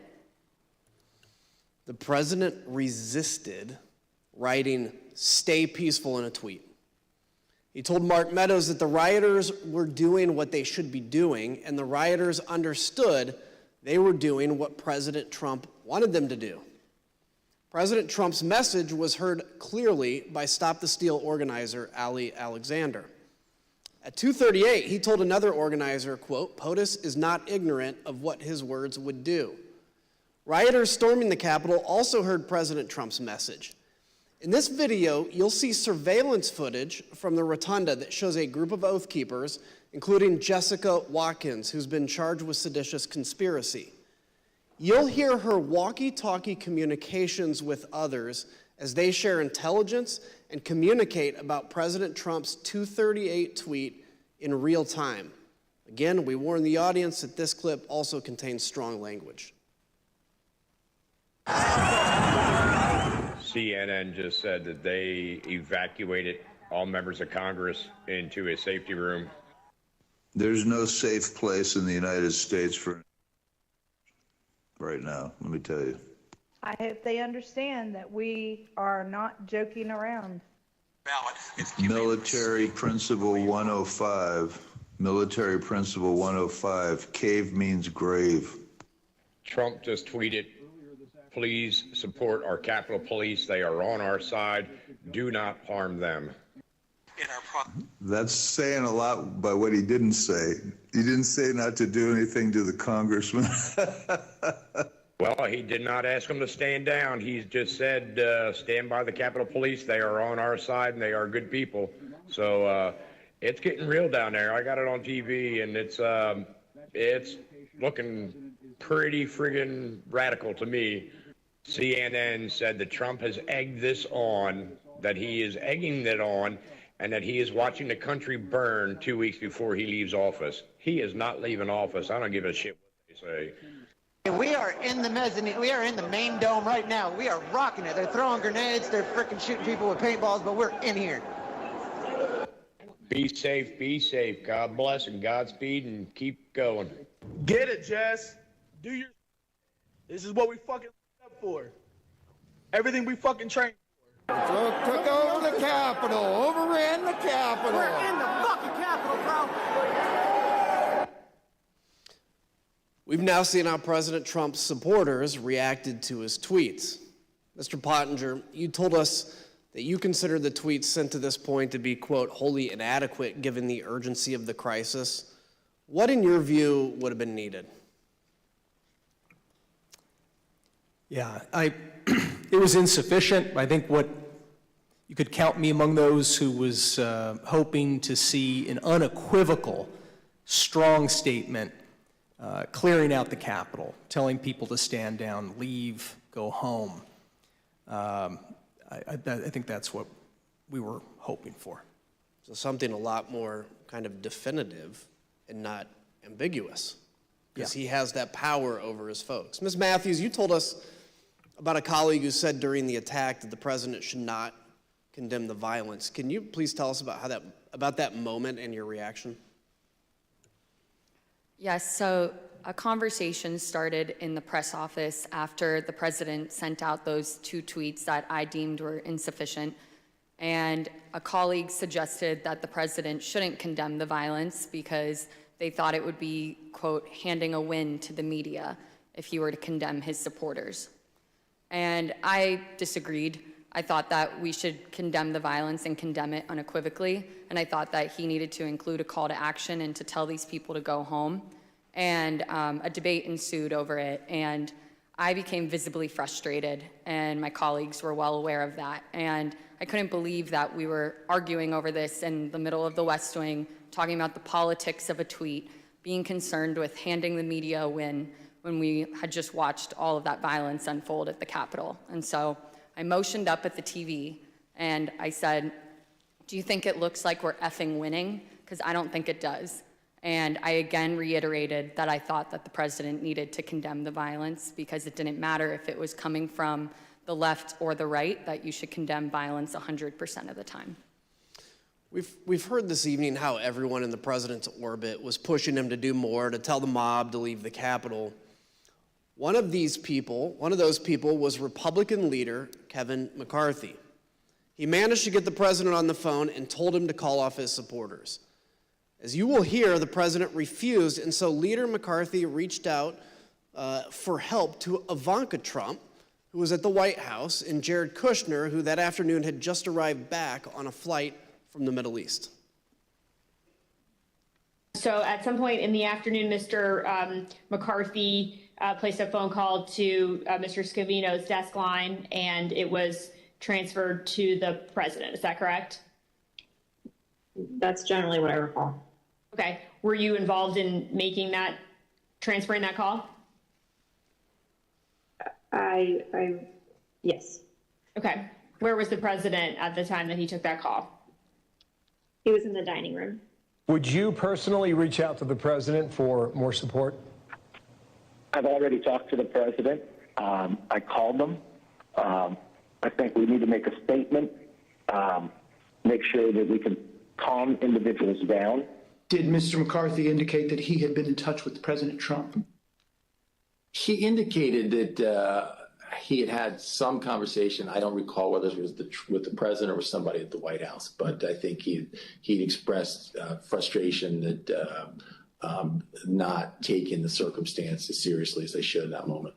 You know, I asked Kevin McCarthy, who's the Republican leader, about this, and he said he called Donald. He finally got through to Donald Trump, and he said, "You have got to get on TV. You've got to get on Twitter. You've got to call these people off." You know what the president said to him? This is as it's happening. He said, "Well, Kevin, these aren't my people. You know, these are Antifa." And Kevin responded and said, "No, they're your people. They literally just came through my office windows, and my staff are running for cover. I mean, they're running for their lives. You need to call them off."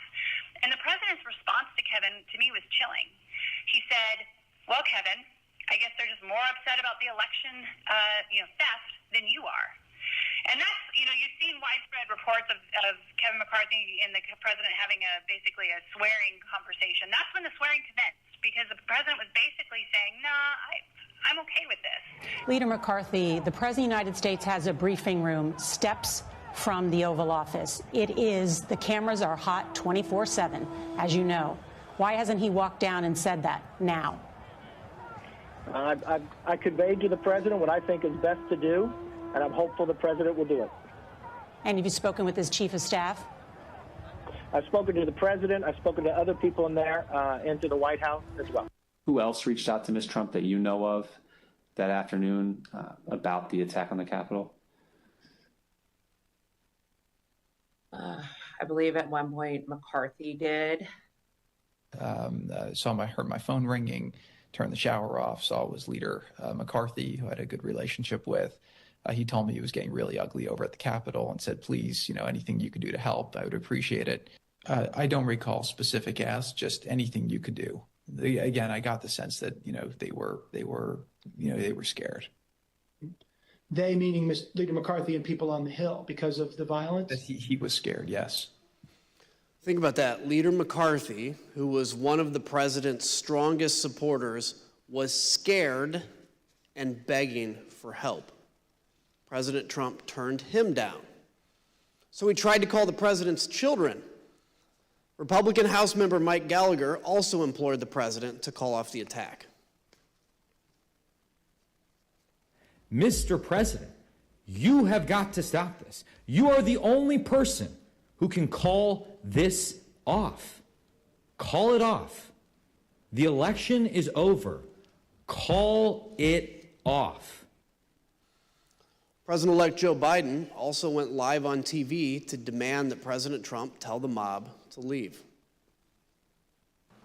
I call on President Trump to go on national television now to fulfill his oath and defend the Constitution and demand an end to this siege.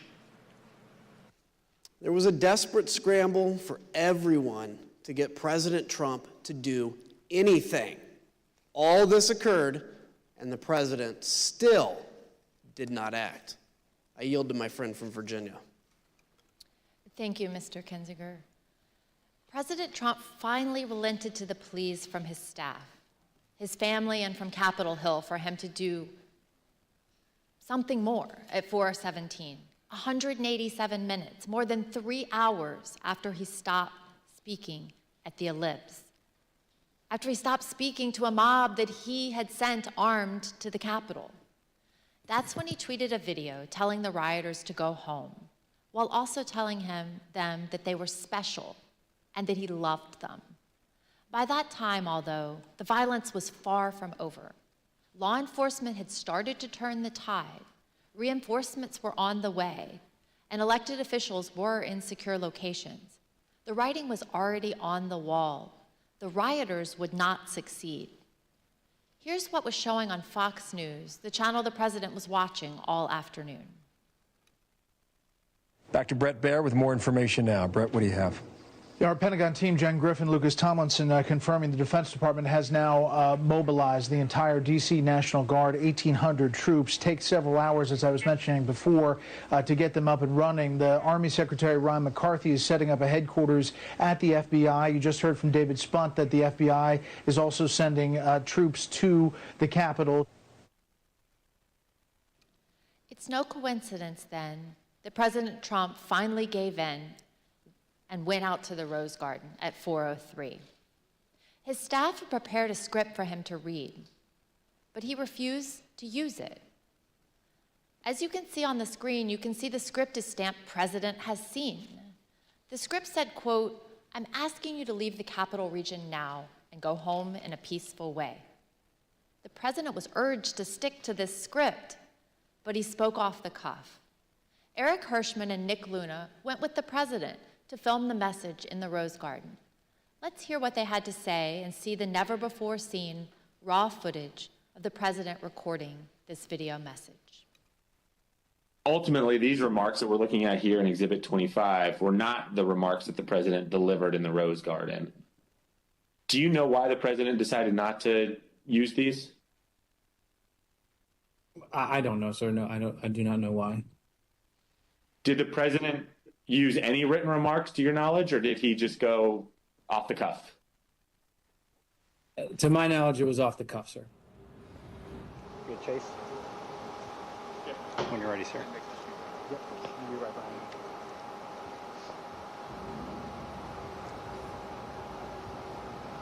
You tell me when. When you're ready, sir.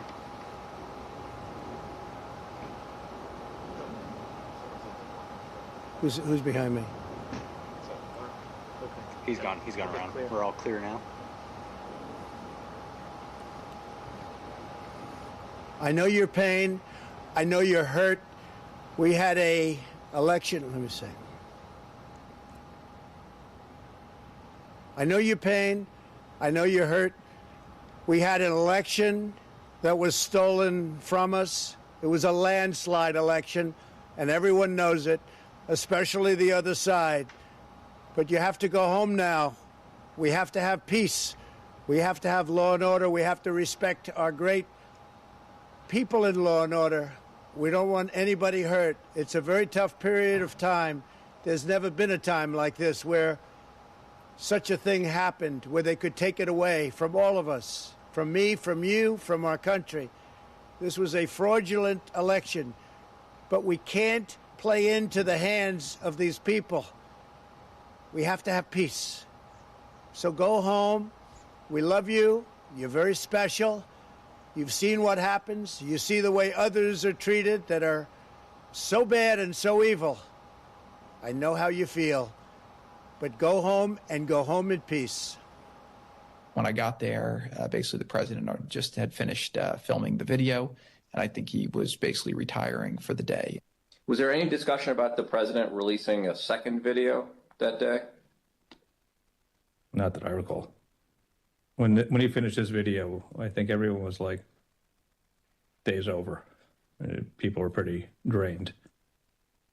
Were pretty what? Drained.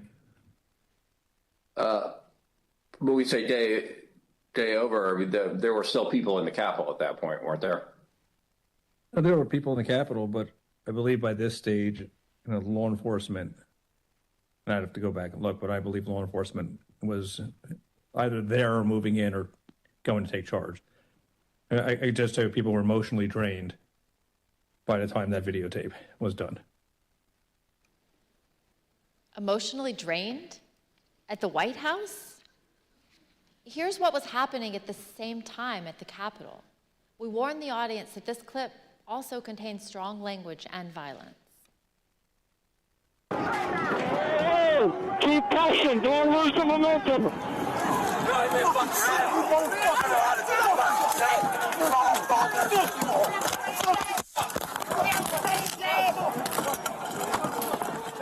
Another officer unconscious.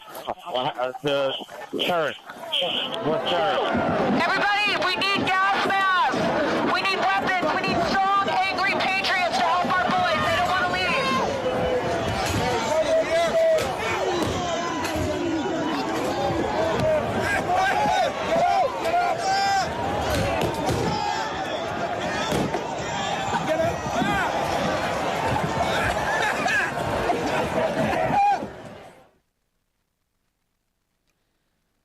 while President Trump refused to even lift another finger to help, other leaders honored their oaths and acted to clear the Capitol and resume the joint session. For instance, here are never-before-seen photos and video of congressional leaders in action during the attack. The video is a portion of a call they had at approximately 4:45 with Acting Secretary of Defense, Chris Miller. We're not going to let these people keep us from finishing our business. So we need you to get the building cleared, give us the okay so we can go back in session and finish up the people's business as soon as possible. Mr. Secretary and Senator Schumer, some people here in the Capitol Police believe it would take us several days to secure the building. Do you agree with that analysis? I'm not on the ground, but I do not agree with that analysis. So what is the earliest that we could safely resume our proceedings in the Senate and House chambers? The earliest we could safely resume? Here's my assessment, but I prefer to be on the ground, which I personally would prefer to be right now, but I need to be here. I would say, best case, we're looking at 4 to 5 hours. The Vice President also worked the phones from his own secure evacuation location, including conversations with Acting Secretary of Defense, Miller, and other military leaders, well past President Trump's 417 video. Let's look at some never-before-seen photographs of the Vice President during this critical time and hear about the Vice President's conversation with military leaders to secure the Capitol and ensure everyone was safe. Vice President Pence, there were 2 or 3 calls with Vice President Pence. He was very animated, and he issued very explicit, very direct, unambiguous orders. There was no question about that, and he was, and I can get you the exact quotes, I guess, from some of our records somewhere. But he was very animated, very direct, very firm, and to Secretary Miller, get the military down here, get the Guard down here, put down this situation, etc. As you heard earlier in the hearing, the President did not call the Vice President or anyone in the military, federal law enforcement, or DC government. Not a single person. But General Milley did hear from Mark Meadows. The contrast between that call and his calls with Vice President Pence tell you everything you need to know about President Trump's dereliction of duty. Let's listen. He said, this is from memory, he said, we have to kill the narrative that the Vice President is making all the decisions. We need to establish the narrative that, that the President is still in charge and that things are steady or stable or what's that thing. I immediately interpreted that as politics, politics, politics. Red flag for me personally, no action, but I remember it distinctly. I don't do political narratives. So while President Trump and his advisors were drained, other leaders upheld their oaths to do the right thing. Maybe it was exhausting to get the president to put out that video, but think about the law enforcement officers who were attacked by the mob that day. And President Trump had summoned them himself to Washington. And what about President Trump? He watched TV, tweeted, called senators to try to delay the count of electoral votes, called Rudy Giuliani, and argued with his staff who were insisting that he should call off the attack. Ms. Matthews, what was your reaction to President Trump's message to the mob at 417? I was struck by the fact that he chose to begin the video by pushing the lie that there was a stolen election. And as the video went on, I felt a small sense of relief because he finally told these people to go home. But that was immediately followed up by him saying, "We love you, you're very special." And that was disturbing to me because he didn't distinguish between those that peacefully attended his speech earlier that day and those that we watched cause violence at the Capitol. Instead, he told the people who we had just watched storm our nation's Capitol with the intent on overthrowing our democracy, violently attack police officers, and chant heinous things like, "Hang Mike Pence. We love you. You're very special." And as a spokesperson for him, I knew that I would be asked to defend that.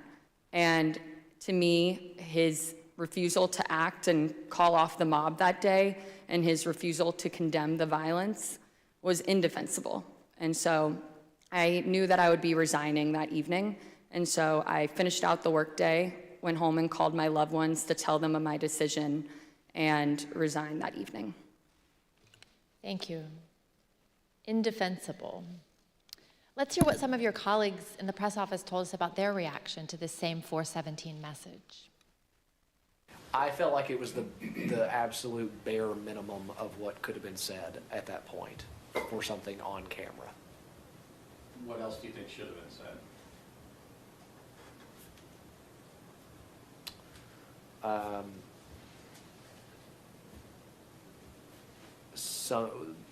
A more forceful dismissal of the violence, a more forceful command to go home, a more forceful respect for law enforcement, even a comparison to the respect that we have given law enforcement as it relates to what was done to them in the prior summer. And I thought it was important that an acknowledgement be given to the U.S. Capitol building itself, what it's a symbol of, what it means, not only to the people that work there, but to the American people generally, and the work of Congress that by law needed to be conducted that day. Do you wish, in hindsight, that the president had asked the protesters to leave the Capitol earlier than he ended up asking them to do that? Of course, I would love if the go home message would have happened earlier in the day. The president's words matter. We know that many of the rioters were listening to President Trump. We heard from one last week, Stephen Ayers. Let's listen to what he had to say about the 417 message from the president and see how rioters reacted to the president's message in real time. Well, when we were there, as soon as that come out, everybody started talking about it, and it seemed like it started to disperse, some of the crowd. I'm here delivering the president's message. Donald Trump has asked everybody to go home. That's our order.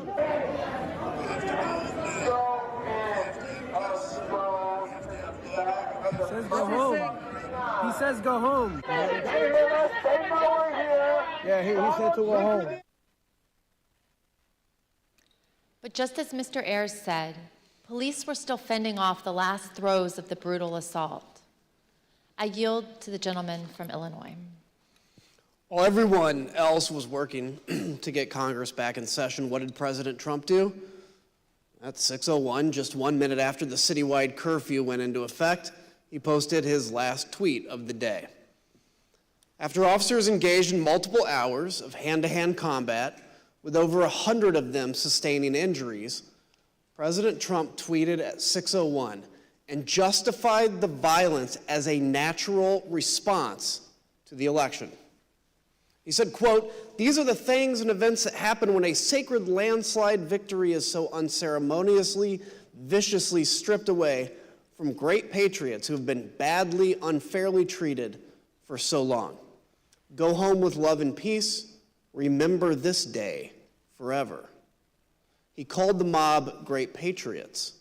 He told people to remember the day forever. He showed absolutely no remorse. A few minutes later, at 6:27, the president left the dining room and he went up to the White House residence for the night.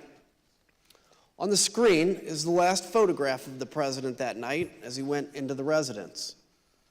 As he was gathering his things in the dining room to leave, President Trump reflected on the day's events with a White House employee.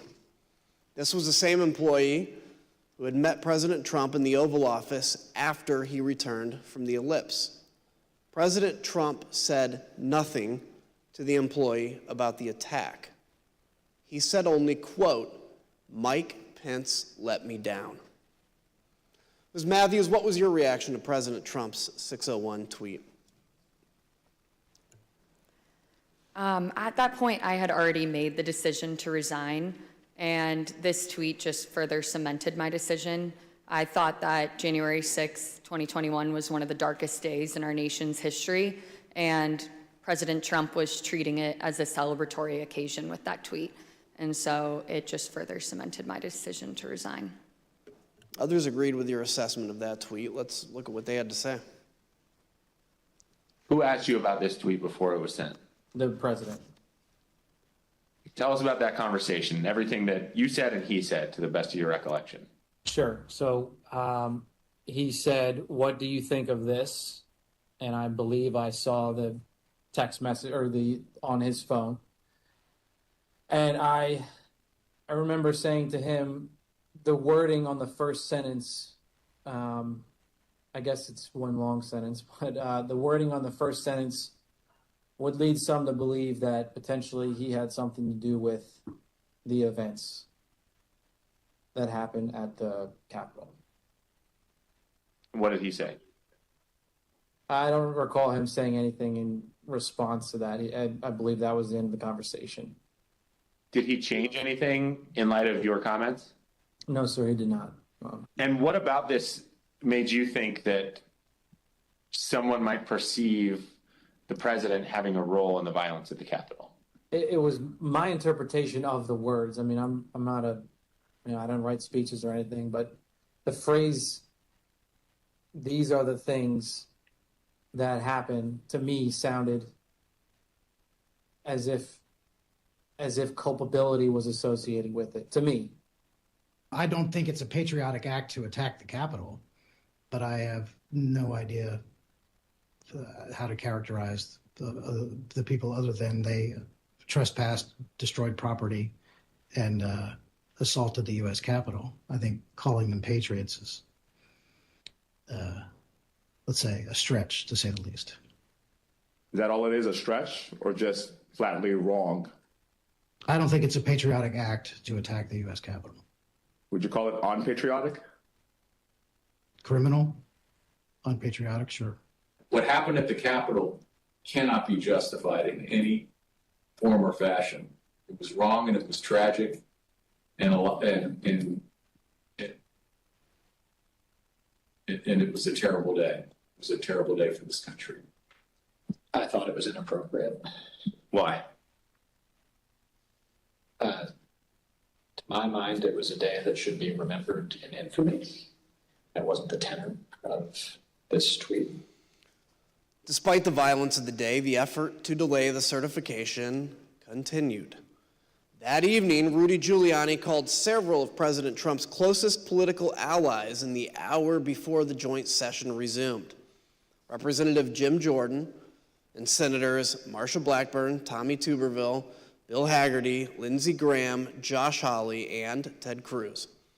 We know why Mr. Giuliani was calling them, because at 7:02, he left a voicemail for Senator Tuberville, which later became public. Let's listen to just the start of it. Senator Tuberville, or I should say Coach Tuberville, this is Rudy Giuliani, President's lawyer. I'm calling you because I want to discuss with you how they're trying to rush this hearing and how we need you, our Republican friends, to try to just slow it down so we can get these legislatures to get more information to you. Mr. Giuliani did not even mention the attack on the Capitol. Instead, he was pushing on behalf of President Trump to get members of Congress to further delay the certification. Even though some members did proceed with objections, Vice President Pence and Congress stood firm and successfully concluded the joint session in the early morning hours of January 7th. Here are some of what members of the president's party said in the days and weeks after the attack. There's no question, none, that President Trump is practically and morally responsible for provoking the events of the day. No question about it. The people who stormed this building believed they were acting on the wishes and instructions of their president. And having that belief was a foreseeable consequence of the growing crescendo of false statements, conspiracy theories, and reckless hyperbole, which the defeated president kept shouting into the largest megaphone on planet Earth. The violence, destruction, and chaos we saw earlier was unacceptable, undemocratic, and un-American. It was the saddest day I've ever had as serving as a member of this institution. Madam Speaker, today the People's House was attacked, which is an attack on the Republic itself. There is no excuse for it. A woman died, and people need to go to jail. And the president should never have spun up certain Americans to believe something that simply cannot be. Well, after 3 a.m, Congress certified the 2020 election results. Soon after, this statement by President Trump was posted on Dan Scavino's Twitter account because the president's account by now had been suspended. As you can see, President Trump stuck with his big lie that the election was stolen. But he did say there would be an orderly transition. We learned, though, that the statement was not necessarily his idea. Jason Miller, a campaign advisor, told us that after the joint session started, he heard nothing from President Trump or the White House about assuring the nation that the transfer of power would take place. So Mr. Miller took it upon himself to draft the statement and call the president at 9:23 that night to convince him to put it out. Let's listen to what he had to say about the call. Did he disagree with something that you had put in the statement, some particular word or phrase that he did not want included? I'd say just he wanted to say peaceful transition, and I said that ship's kind of already sailed, so we're going to say orderly transition. That was about the extent of disagreement or pushback from the conversation. The last person President Trump spoke to by phone that night was Johnny McEntee, his head of personnel. Mr. McEntee told us that they talked about the events of the day and the multiple resignation by administration officials. The decision whether to resign was one that weighed heavily on people in the administration. On the one hand, people like Mr. Pottinger and Ms. Matthews here, as proud as they were to have served, refused to be associated with President Trump's dereliction of duty. But others were sincerely worried that leaving President Trump to his own devices would put the country at continued risk. Listen to what we heard about that tension from Pat Cipollone, from General Mark Milley, and Eugene Scalia, who was the Secretary of Labor. And then after that, some people were resigning, obviously, over January 6th. We know who they were. Did I consider it? Yes. Did I do it? No. Concerned about is if people in the counsel's office left, who would replace me? And I had some concerns that it might be somebody who, had been giving bad advice. On the morning of the 7th, the decision I arrived at was that the most constructive thing I could think of was to seek a meeting of the cabinet. I thought that trying to work within the administration to steady the ship was likely to have greater value than simply resigning, after which point I would have been powerless to really affect things with the administration. Gene thought that there should be a cabinet meeting. Do you know why Mark thought it would not be? I don't remember why. I think it probably had something to do with Mark's view of how the president might react and that but things like that. Now, there was a couple of calls where, Meadows and or Pompeo, but more Meadows, how's the president doing? Like Pompeo might say, how's the president doing? And Meadows would say, well, he's in a really dark place. Like here's one, for example, on the 7th of January. So this is day after, right? POTUS is very emotional and in a bad place, Meadows. As you heard, Secretary Scalia wanted President Trump to convene a cabinet meeting. He put his request in a memo to the president, and here's what it said. You can see that Secretary Scalia recommended that the president, quote, no longer publicly question the election results. After Wednesday, no one can deny this is harmful.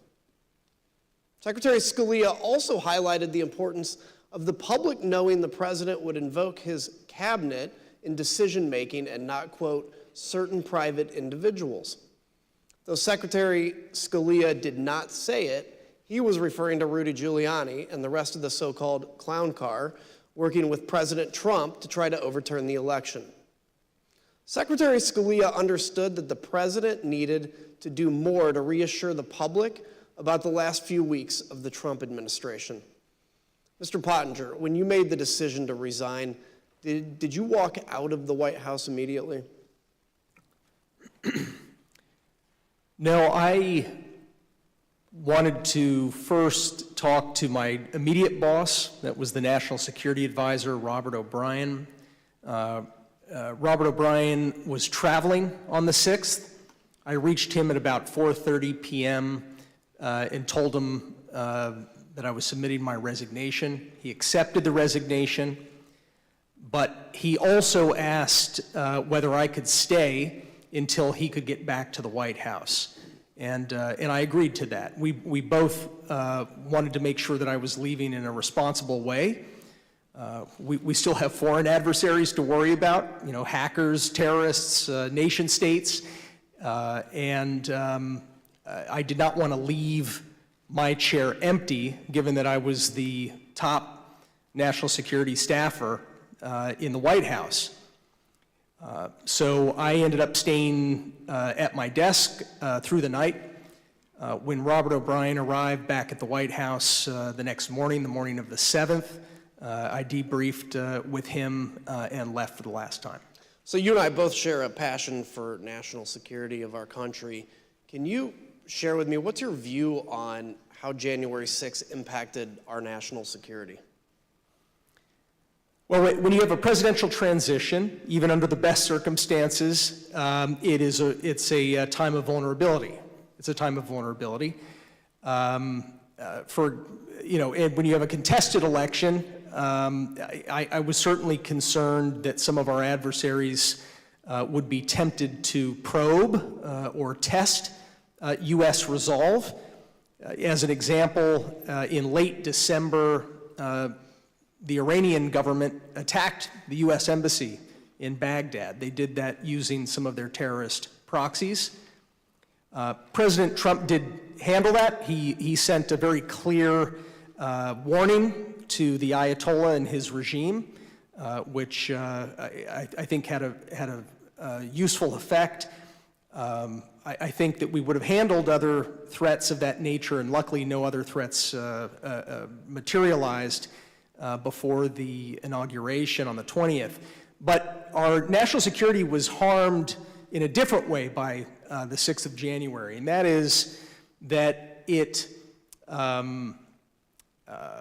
I think it emboldened our enemies by helping give them ammunition to feed a narrative that our system of government doesn't work, that the United States is in decline. China, the Putin regime in Russia, Tehran, they're fond of pushing those kinds of narratives, and by the way, they're wrong. We've been hearing for the entirety of U.S. history from kings and despots that the United States is in decline, and those kings and despots have been proven wrong every single time. But nonetheless, January 6th helped feed a perception that I think emboldens our adversaries. The other part I think is simply our allies. I heard from a lot of friends in Europe, in Asia, allies, close friends, and supporters of the United States that they were concerned about the health of our democracy. And so I think it's incumbent upon us to put their minds at ease, to put our own hearts at ease by investigating what happened on the 6th and making sure that it never happens again. Look, I've always said democracies are not defined by bad days. They're defined by how they recover from those bad days. And that's what we're doing here, is to bring accountability to that so we can actually come back even stronger than when we went into January 6th. Ms. Matthews, as you left the White House for the last time that night, January 6th, what did you think Americans needed to hear from President Trump?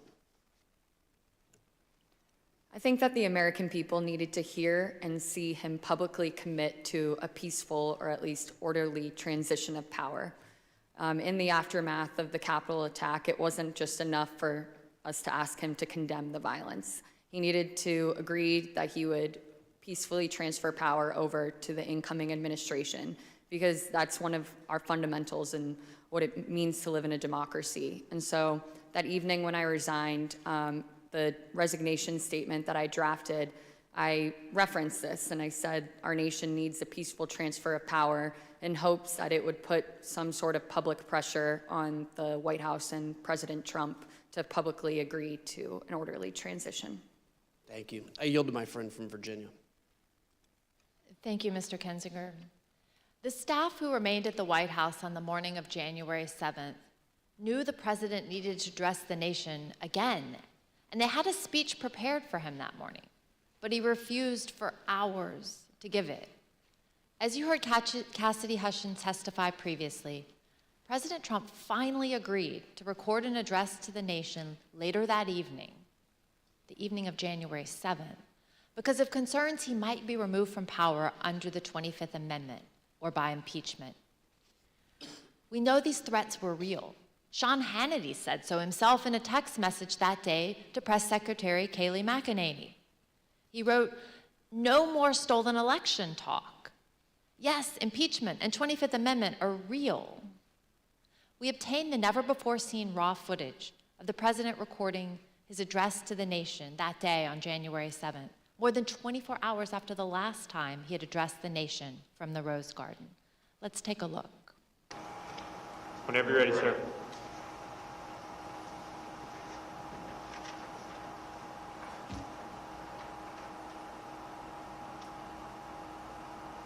I would like to begin by addressing the heinous attack yesterday, and to those who broke the law, you will pay.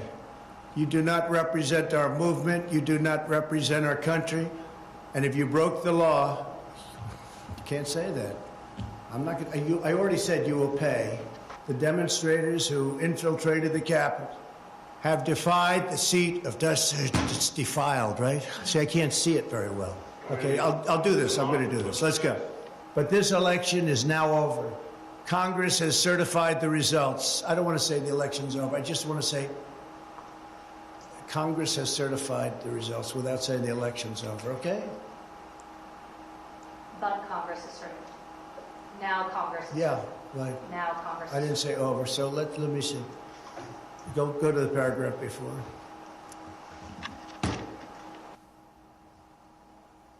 Okay?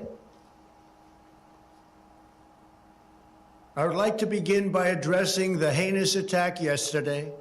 Yesterday is a hard word for me. Just take it out. The heinous attack. Ah, good. Take the word yesterday, because it doesn't work with the heinous attack on our country. Say on our country. Want to say that? No, keep it. My only goal was to ensure the integrity of the vote. My only goal was to ensure the integrity of the vote.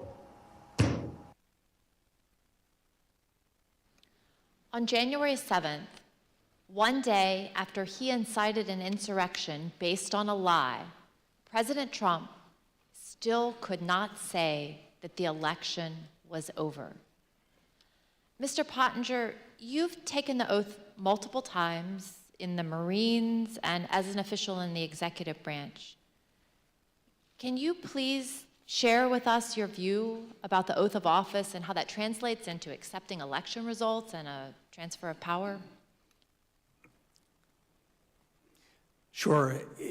You know, this isn't the first time that we've had a close election in this country. And President Trump certainly had every right to challenge in court the results of these various elections. But once you've had due process under the law, you have to conform with the law, no matter how bitter the result. Once you've presented your evidence in court, judges have heard that evidence, judges have ruled. If you continue to contest an election, you're not just contesting an election anymore. You're actually challenging the Constitution itself. You are challenging the societal norms that allow us to remain unified. I think that one example, for example, you've got Vice President Richard Nixon back in 1960 had lost a hard-fought election against Senator John F. Kennedy. There were irregularities in that vote, according to a lot of the histories, and a lot of Vice President Nixon's supporters asked him to fight, contest it, don't concede. But in one of his finest moments, Vice President Nixon said no. He said it would tear the country to pieces, and he conceded to Jack Kennedy and announced that he was going to support him as the next president. We have an example of a Democratic candidate for president, Vice President Al Gore, who faced a very similar dilemma. He strongly disagreed with the Supreme Court decision that lost his election bid and allowed President George W. Bush to take office. But he gave a speech of concession in late December, mid or late December of 2000, where he said, this is for the sake of the unity of us as a people and for the strength of our democracy. I also am going to concede. I'm going to support the new president. His speech is actually a pretty good model, I think, for any candidate for any office, up to and including the president, and from any party to read, particularly right now. The oath that our presidents take, it's very similar to the oath of office I took as a U.S. Marine officer and the oath I took as a White House official. It is to support and defend the Constitution. It's to protect the Constitution, to bear true faith and allegiance to the Constitution. And it is a sacred oath. It's an oath that we take before our families. We take that oath before God. I think that we have an obligation to live by that oath. I do still believe that we have the most ingenious system of government on earth, despite its imperfections. I don't envy countries that don't have this system that actually allows for a predictable, peaceful transfer of government every 4 to 8 years, and it's not something that we should take for granted. Thank you. As we heard at the start of the hearing, in the immediate aftermath of January 6th, Republican leader Kevin McCarthy understood that President Trump bore responsibility for that day and should have taken immediate action to stop the violence. He was even more candid in calls with Republican colleagues. As you'll hear in a moment, recordings of some of these calls that were later published by the New York Times, the context for these calls was that a resolution had been introduced in the House calling for Vice President Pence and the cabinet to remove President Trump from power under the 25th Amendment. Let's listen. I've had it with this guy. What he did is unacceptable. Nobody can defend that, and nobody should defend it. The only discussion I would have with him is that I think this will pass, and it would be my recommendation we should resign. That would be my take, but I don't think he would take it, but I don't know. But let me be very clear to all of you, and I've been very clear to the president. He bears responsibilities for his words and actions. No ifs, ands, or buts. I asked him personally today, does he hold responsibility for what happened? Does he feel bad about what happened? He told me he does have some responsibility for what happened. And he needs to acknowledge that. President Trump has never publicly acknowledged his responsibility for the attack. The only time he apparently did so was in that private call with Kevin McCarthy.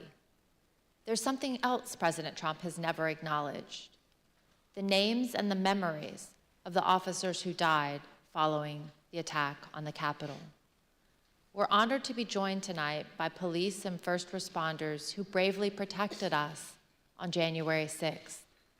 Your character and courage give us hope that democracy can and should prevail, even in the face of a violent insurrection.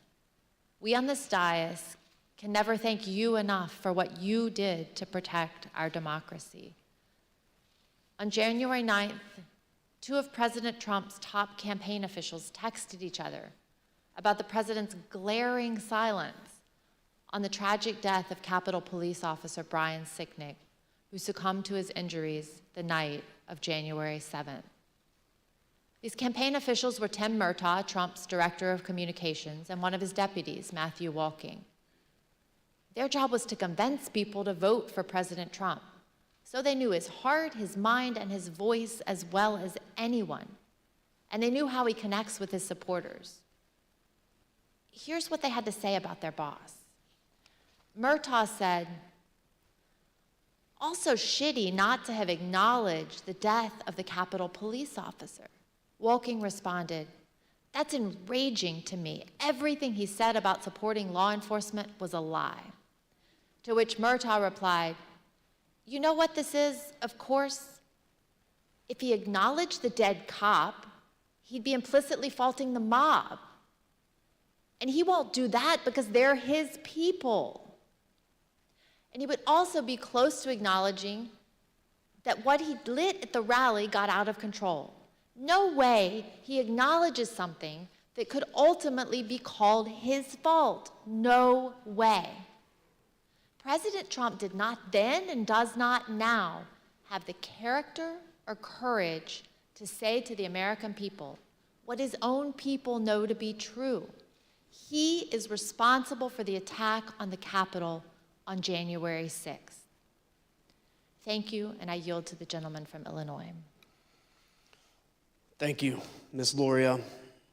Tonight's testimony and evidence is as sobering as it is straightforward. Within minutes of stepping off the ellipse stage, Donald Trump knew about the violent attack on the Capitol. From the comfort of his dining room, he watched on TV as the attack escalated. He sent tweets that inflamed and expressed support for the desire of some to literally kill Vice President Mike Pence. For 3 hours, he refused to call off the attack. Donald Trump refused to take the urgent advice he received that day. Not from his political opponents or from the liberal media, but from his own family, his own friends, his own staff, and his own advisors. In the midst of an attack, when there was no time for politics, the people closest to Trump told him the truth. It was his supporters attacking the Capitol, and he alone could get through to them. So they pled for him to act, to place his country above himself. Still, he refused to lead and to meet the moment to honor his oath. It was only once the vice president and the members of Congress were in secure locations and the officers defending the Capitol began to turn the tide that then President Trump engaged in the political theater of telling the mob to go home. And even then, he told them all they were special and that he loved them. Whatever your politics, whatever you think about the outcome of the election, we as Americans must all agree on this. Donald Trump's conduct on January 6th was a supreme violation of his oath of office and a complete dereliction of his duty to our nation. It is a stain on our history. It is a dishonor to all those who have sacrificed and died in service of our democracy. When we present our full findings, we will recommend changes to laws and policies to guard against another January 6th. The reason that's imperative is that the forces Donald Trump ignited that day have not gone away. The militant, intolerant ideologies, the militias, the alienation and the disaffection, the weird fantasies and disinformation. They're all still out there, ready to go. That's the elephant in the room. But if January 6th has reminded us of anything, I pray it has reminded us of this. Laws are just words on paper. They mean nothing without public servants dedicated to the rule of law and who are held accountable by a public that believes oaths matter more than party tribalism or the cheap thrill of scoring political points. We, the people, must demand more of our politicians and ourselves. Oaths matter. Character matters. Truth matters. If we do not renew our faith and commitment to these principles, this great experiment of ours, our shining beacon on a hill, will not endure. I yield to the gentlewoman from Virginia. Thank you, Mr. Kinzinger. Throughout our hearings, we've provided many facts and painted a vivid picture of the events of January 6th. The violence, the human toll, both emotional and physical, including the tragic loss of life. The threats to our Constitution, the rule of law, and the danger to this nation, a nation we all love as Americans. In tonight's hearing, we've gone into great detail about the events inside the White House on January 6th. We've described how the President of the United States, who was bound by oath to the Constitution and by duty to ensure the laws are faithfully executed, took no action when the cornerstone of our democracy, a peaceful transition of power, was under attack. But it's more than that. Donald Trump summoned a violent mob and promised to lead that mob to the Capitol to compel those he thought would cave to that kind of pressure.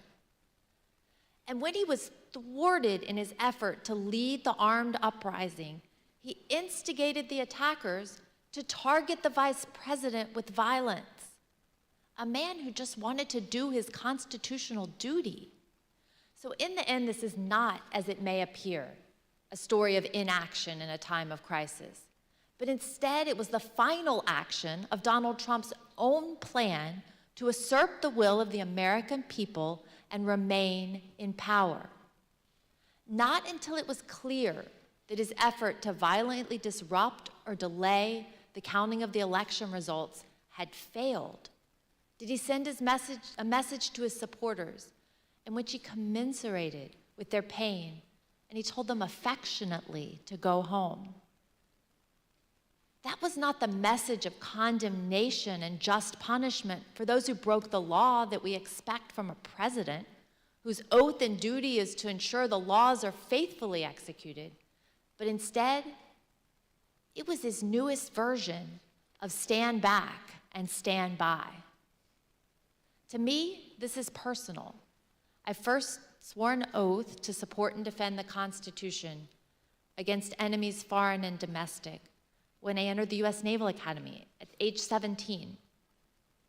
I spent 2 decades on ships at sea, defending our nation from known and identifiable foreign enemies who sought to do us harm. I never imagined that that enemy would come from within. I was not as prescient as Abraham Lincoln, who 23 years before the Civil War said, "If destruction be our lot, we must ourselves be its author and its finisher." Donald Trump was the author, and we, the people, for ourselves and our posterity, should not let Donald Trump be the finisher. Thank you, and I yield to the Vice Chair. Thank you very much, Mrs. Luria. I want to thank our witnesses for joining us today. The members of the Select Committee may have additional questions for today's witnesses, and we ask that you respond expeditiously in writing to those questions. Without objection, members will be permitted 10 business days to submit statements for the record, including opening remarks and additional questions from our witnesses. I'd now like to turn things to Chairman Thompson for a few closing words. The members of the committee and I appreciate and thank all persons who've come forward voluntarily to provide information to help protect our democracy. And our work continues. As we've made clear throughout these hearings, our investigation is going forward. We continue to receive new information every day. We are pursuing many additional witnesses for testimony. We will reconvene in September to continue laying out our findings to the American people and pushing for accountability. In the first hearing of this series, I asked the American people to consider the facts and judge for themselves. The facts are clear and unambiguous. I thank the American people for their attention over the past several weeks. I wish you all a pleasant evening. And let me again thank our witnesses today. We've seen bravery and honor in these hearings, and Ms. Matthews and Mr. Pottinger, both of you will be remembered for that, as will Cassidy Hutchinson. She sat here alone, took the oath, and testified before millions of Americans.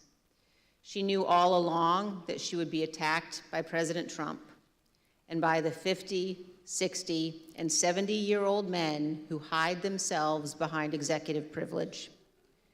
But like our witnesses today, she has courage, and she did it anyway. Cassidy, Sarah, and our other witnesses, including Officer Caroline Edwards, Shay Moss, and her mother, Ruby Freeman, are an inspiration to American women and to American girls. We owe a debt to all of those who have and will appear here. And that brings me to another point. This committee has shown you the testimony of dozens of Republican witnesses, those who served President Trump loyally for years. The case against Donald Trump in these hearings is not made by witnesses who were his political enemies. It is instead a series of confessions by Donald Trump's own appointees, his own friends, his own campaign officials, people who worked for him for years, and his own family. They have come forward and they have told the American people the truth. And for those of you who seem to think the evidence would be different if Republican leader McCarthy had not withdrawn his nominees from this committee, let me ask you this. Do you really think Bill Barr is such a delicate flower that he would wilt under cross-examination? Pat Cipollone, Eric Hirschman, Jeff Rosen, Richard Donahue, of course they aren't. None of our witnesses are. At one point in 2016, when he was first running for office, Donald Trump said this: "I could stand in the middle of Fifth Avenue and shoot somebody, and I wouldn't lose any voters." That quote came to mind last week when audio from Trump advisor Steve Bannon surfaced from October 31st, 2020, just a few days before the presidential election. Let's listen. And what Trump's going to do is just declare victory, right? He's going to declare victory. But that doesn't mean he's the winner. He's just going to say he's the winner. The Democrats, more of our people vote early that count. Theirs voted mail. And so they're going to have a natural disadvantage, and Trump's going to take advantage of it. That's our strategy. He's going to declare himself a winner. So when you wake up Wednesday morning, it's going to be a firestorm. Also, if Trump is losing by 10 or 11 o'clock at night, it's going to be even crazier. No, because he's going to sit right there and say they stole it. If Biden's winning, Trump is going to do some crazy shit. And of course, 4 days later, President Trump declared victory when his own campaign advisors told him he had absolutely no basis to do so. What the new Steve Bannon audio demonstrates is that Donald Trump's plan to falsely claim victory in 2020, no matter what the facts actually were, was premeditated. Perhaps worse, Donald Trump believed he could convince his voters to buy it, whether he had any actual evidence of fraud or not. And this same thing continued to occur from Election Day onward until January 6th. Donald Trump was confident that he could convince his supporters the election was stolen, no matter how many lawsuits he lost, and he lost scores of them. He was told over and over again in immense detail that the election was not stolen. There was no evidence of widespread fraud. It didn't matter. Donald Trump was confident he could persuade his supporters to believe whatever he said, no matter how outlandish, and ultimately that they could be summoned to Washington to help him remain president for another term. As we showed you last week, even President Trump's legal team, led by Rudy Giuliani, knew they had no actual evidence to demonstrate the election was stolen. Again, it didn't matter. Here's the worst part. Donald Trump knows that millions of Americans who supported him would stand up and defend our nation were it threatened.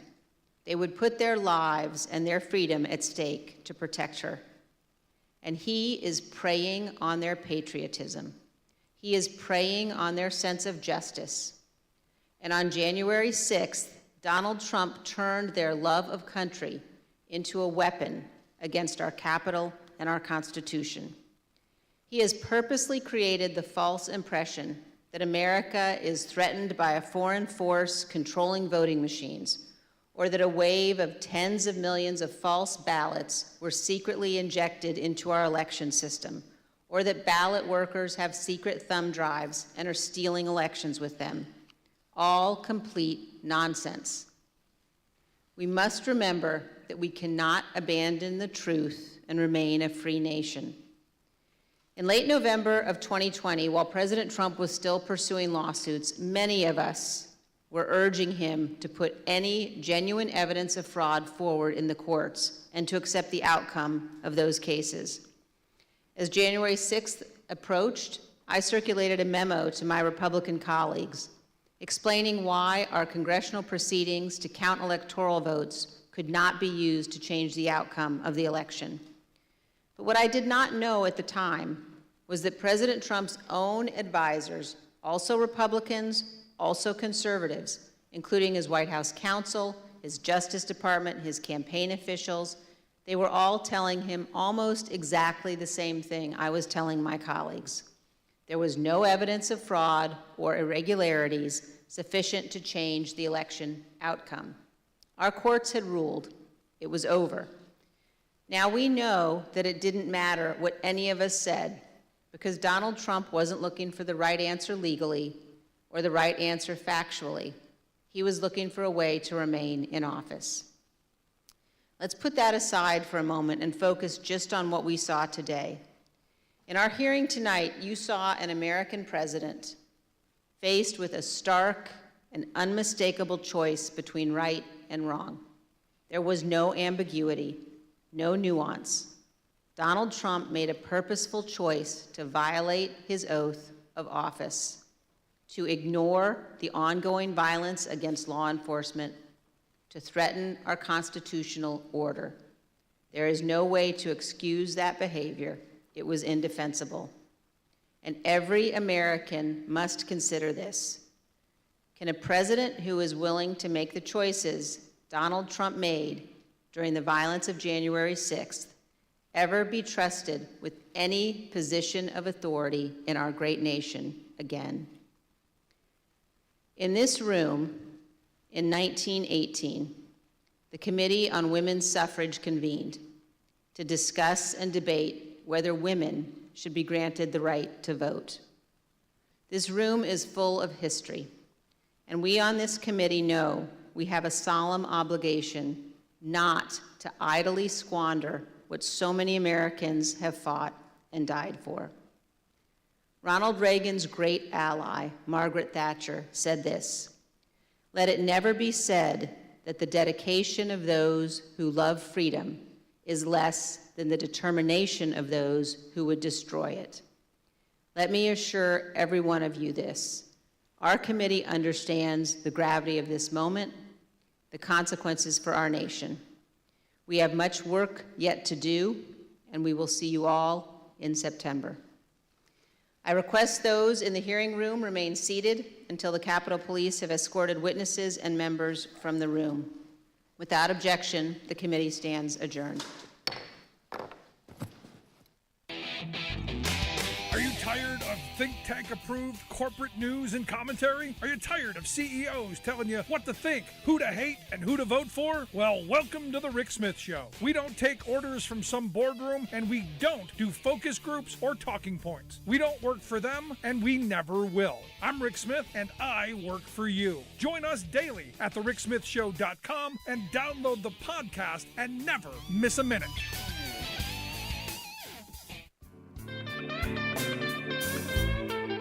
Welcome back to The Rick Smith Show. Now, here is Rick Smith.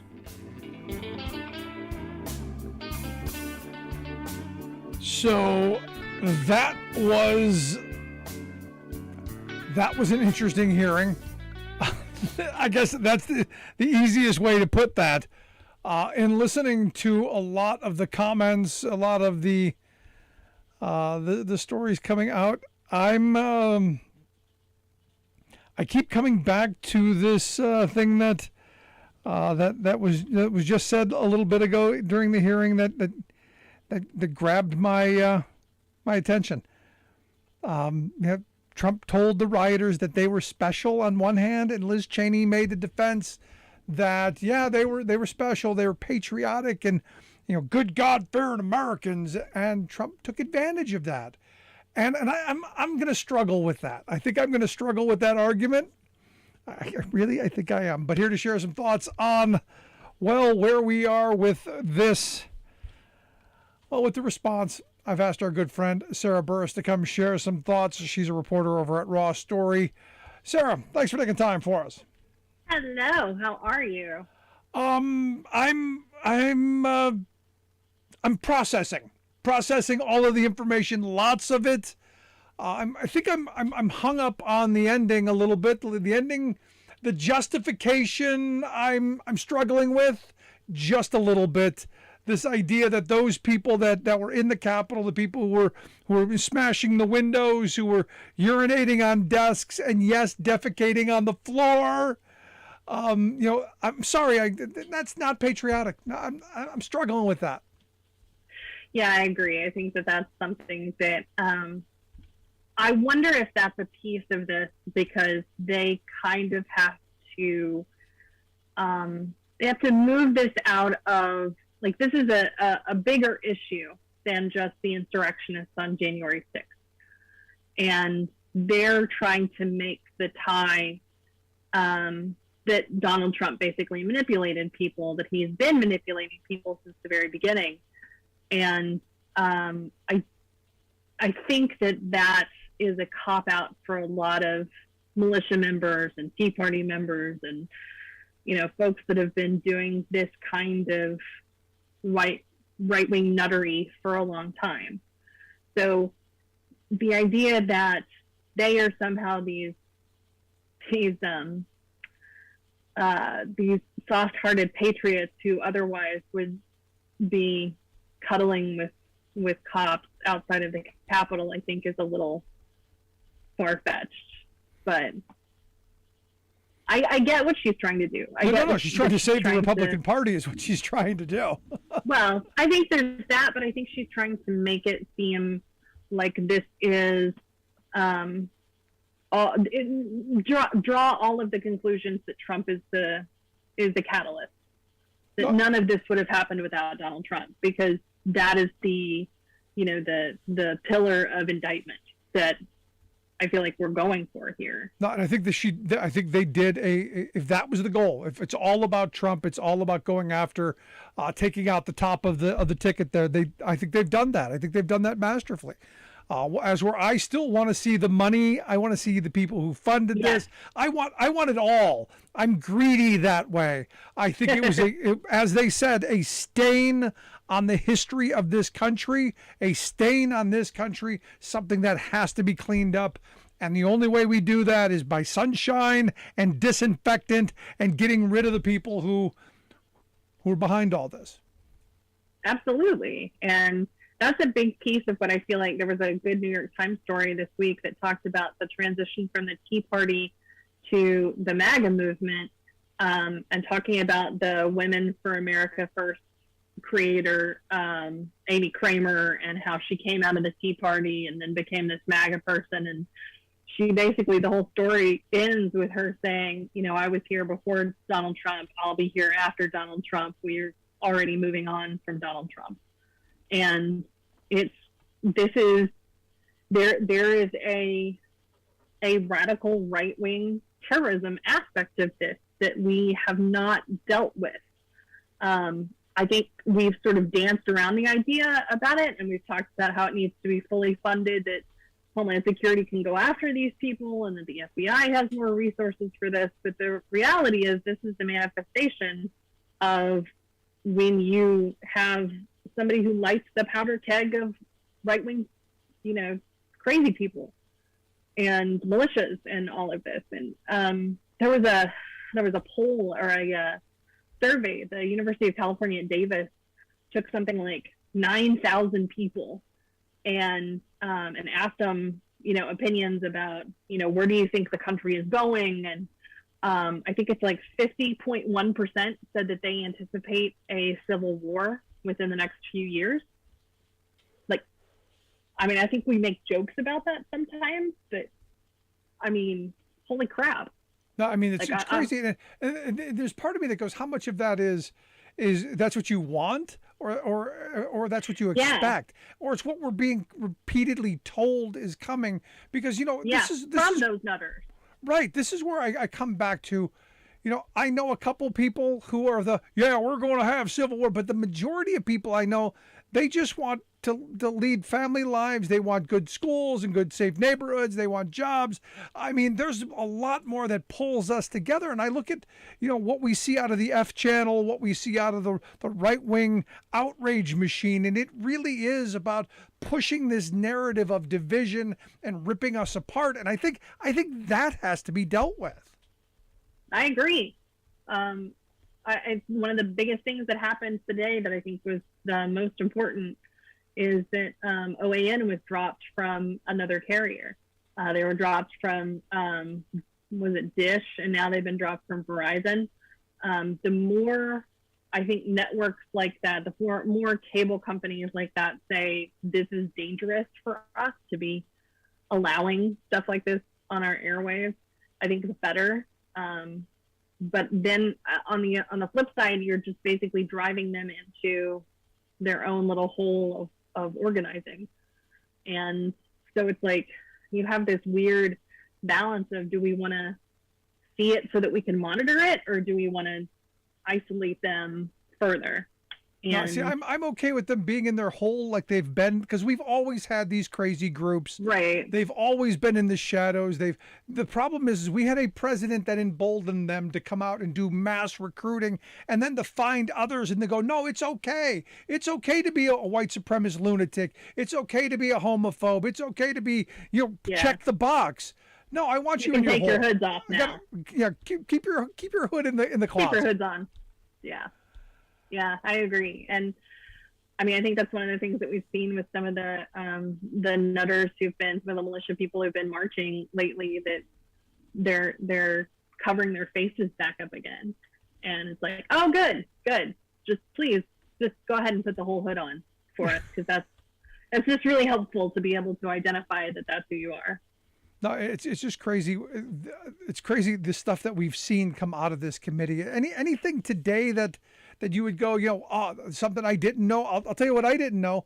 I didn't know how close they got to Mike Pence. I knew they were close. I knew there was the parking garage thing. I knew they were kind of close. They were, I guess they said, with like 5 feet? Yeah, initially we had heard, I think early in, after the 6th, we heard it was within 100 feet. And then I want to say maybe a month ago, we learned it was within 40 feet. And now we're finding out that, no, they were right there. We had a member of Congress who talked to us tonight who said that she watched tapes of her and a couple of other members running into the third floor elevator. And 30 seconds after they got into the elevator, that's when the crowd moved through. And she said, I had no idea that they were that close to us. And I think that's what a lot of members have seen throughout the course of this, is just how dangerous it was. I think everybody knew and they were scared, but the level of fear extended far beyond, new members of Congress who've never seen anything like this before. We had Secret Service agents who were relaying messages to their family because they thought that they were going to die. Yeah, I mean, And nobody if you has have a seen secret- this before. And I mean, this is, new members of Congress, old members of Congress. Nobody has lived through this before, and nobody should have to live through this again. Look, we have disagreements, and I think Matthew Pottinger's comments about looking back to the Nixon election and the Kennedy election back in '60, looking back to the Gore-Bush election in 2000, that's the right frame. If you don't get the outcome you want, you go to court. If you don't agree with the decision, well, that's our system. You move on. Look, I'm bitter over the 2000 election. I think this country would be completely different if we had a President Gore instead of a President Bush. But you know what? That was the rule of law, and you followed it, and you moved on. Yet we got a problem. I didn't go to the Capitol. In a riot. Did you? No, in I did not. 2000? Yeah. But then again, I didn't have someone who was calling me there. Not that I would have gone, but I didn't have someone who knew his power over me and summonsed me there. Because look, at the end of this, no matter what you say about the people who were there on January 6th, they were there with one mission, and that was to stop the certification of the election. I don't care what you say about why you were there. Oh, no, it was a picnic day. No, it was a wonderful day. It's a day of love and family and God, fear, and Christian, what a blah, blah, blah, blah. No, you were there for one purpose under the banner of Stop the Steal. That's what you were there for. There's no other justification. Stop talking. End of sentence. Yeah, I agree. And this is, I think, what the committee has been aiming toward, is that they are connecting this with, this was all planned. Every piece and part of it was part of a conversation that Trump started having as early as the 1st of December. And, that was part of what all of his crazy, nutty friends and lawyers were trying to figure out, is how can we, if this doesn't work, then what's next? And I think obviously this came up for what's next. And what we've seen over and over again is that no one else in the White House really had any idea of what that this was going to happen, and that Trump was essentially behind it. And what's been interesting is seeing all of these people who, were on the Trump train, who were Trump staffers, people who should know, like we do, that he's a complete psycho, right? Like, I feel like years now we've known, we saw this guy campaign through 2016. We saw what kind of person he was. We saw him bragging about saying, I could shoot somebody on Fifth Avenue and nothing would happen to me. So these people went to work for him, but they were surprised on January 6th when he was like, well, let him hang him. Like, it's shocking to see that they were surprised, but at the same time, you're just like, what? I wonder, I had this discussion with my friend Edry, and we were just like, is this because you're so delusional that you think that he has like a normal side to him? Or are you, do you think that he is all for show and that none of this was real?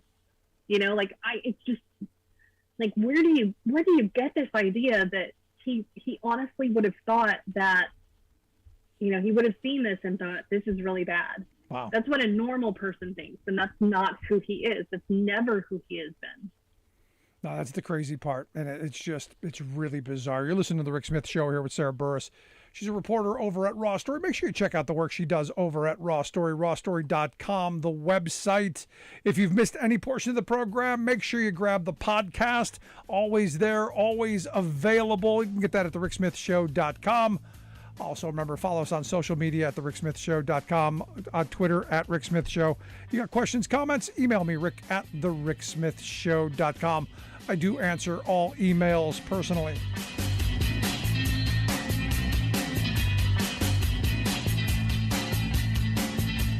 I'm Rick Smith, and this is Labor History in 2.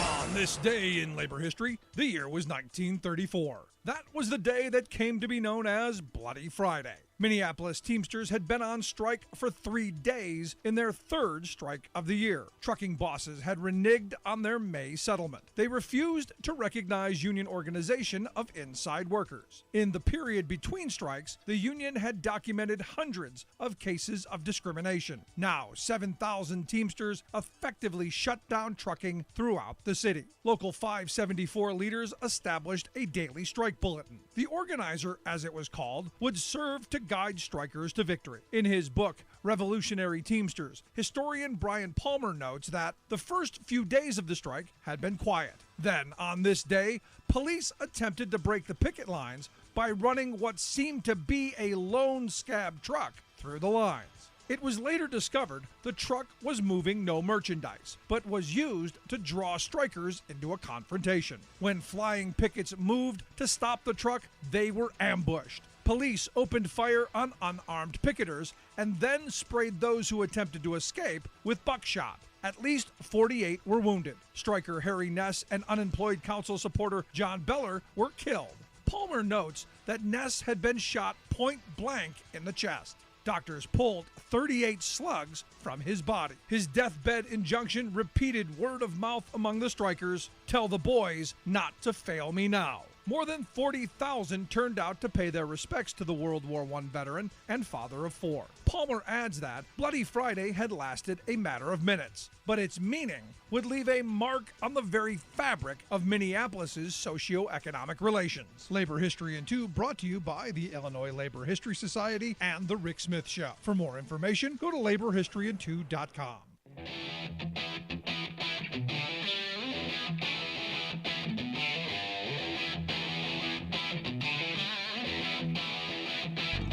Welcome back to the Rick Smith Show. Now, here is Rick Smith.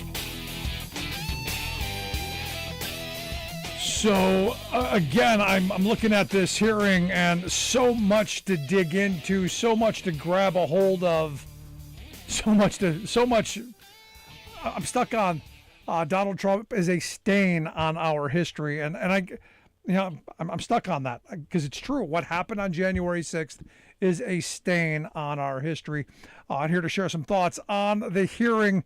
I wanted to get our good friend Bob Ney to come on, former Ohio congressman and political analyst. Bob, thanks for taking time for us. Thank you, Rick. So let's jump right into it. Thoughts on the presentation of the hearing here? Quite amazing. It's sobering. It was well done. And look, Rick, I'm a political junkie, a political addict. I was in office 24 years. I pay attention to things, even now because I do radio and, you research things. I was in charge of House Administration. Zoe Lofgren's on the committee. I was, what she is now as chair. So I know the intricacies of the Capitol, et cetera. I talked to people in D.C. Having said all of that, this was fresh, new, precise, minute by minute, hour by hour information that is sobering.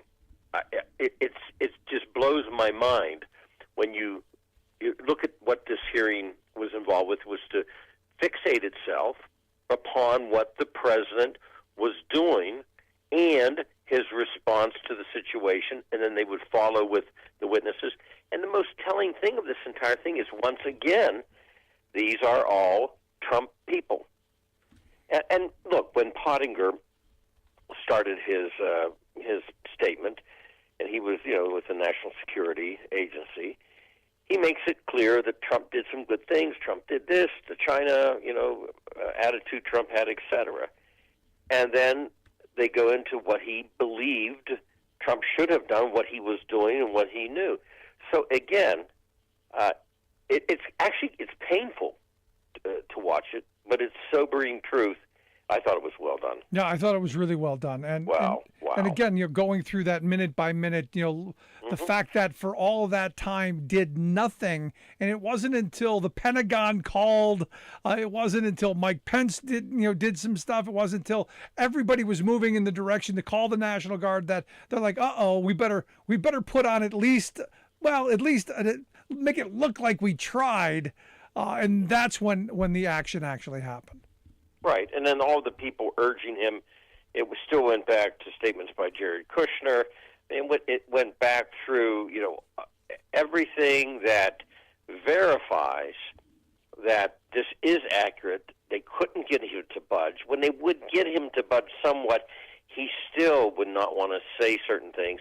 The outtakes were, it was amazing to watch the outtakes and his, you could tell he didn't want to say this, he didn't want to be there, he was cutting words out, and no matter what, and again, even though I have paid attention to the time frames in the committee, when they laid it out tonight, and you see where he was, what he was not doing, which is the important part, and his fixation and isolation while all of this is going on at the Capitol, which is, inexcusable what was done to the Capitol, and it focused on where he was at. This was about Donald Trump, not the Constitution, not the Vice President, not the election process, not the good of the country.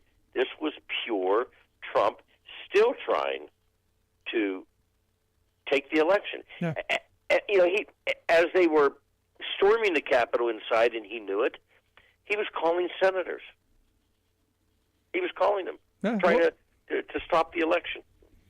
And I think we knew some of that already. I think some of that had already leaked out. You have to see it, Yeah.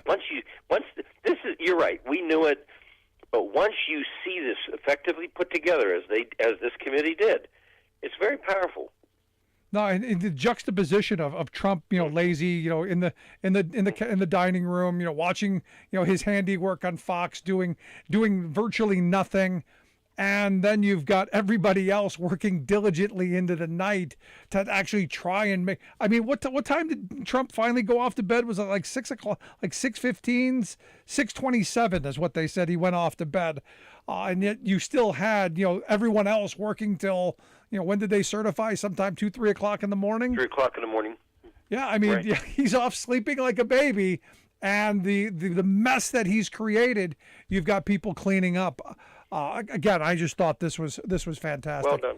Well done. You're listening to the Rick Smith Show. We're with Bob Ney, former Ohio congressman and political analyst. I want to bring back in our good friend Sarah Burris. Sarah's a reporter over at Raw Story. Also wanted to get some thoughts from both of you guys on this stuff because, again, I go back to this. And Sarah, thanks for sticking around with us. Yeah, you bet. So I go back to this, and how do you think this stuff is going to play?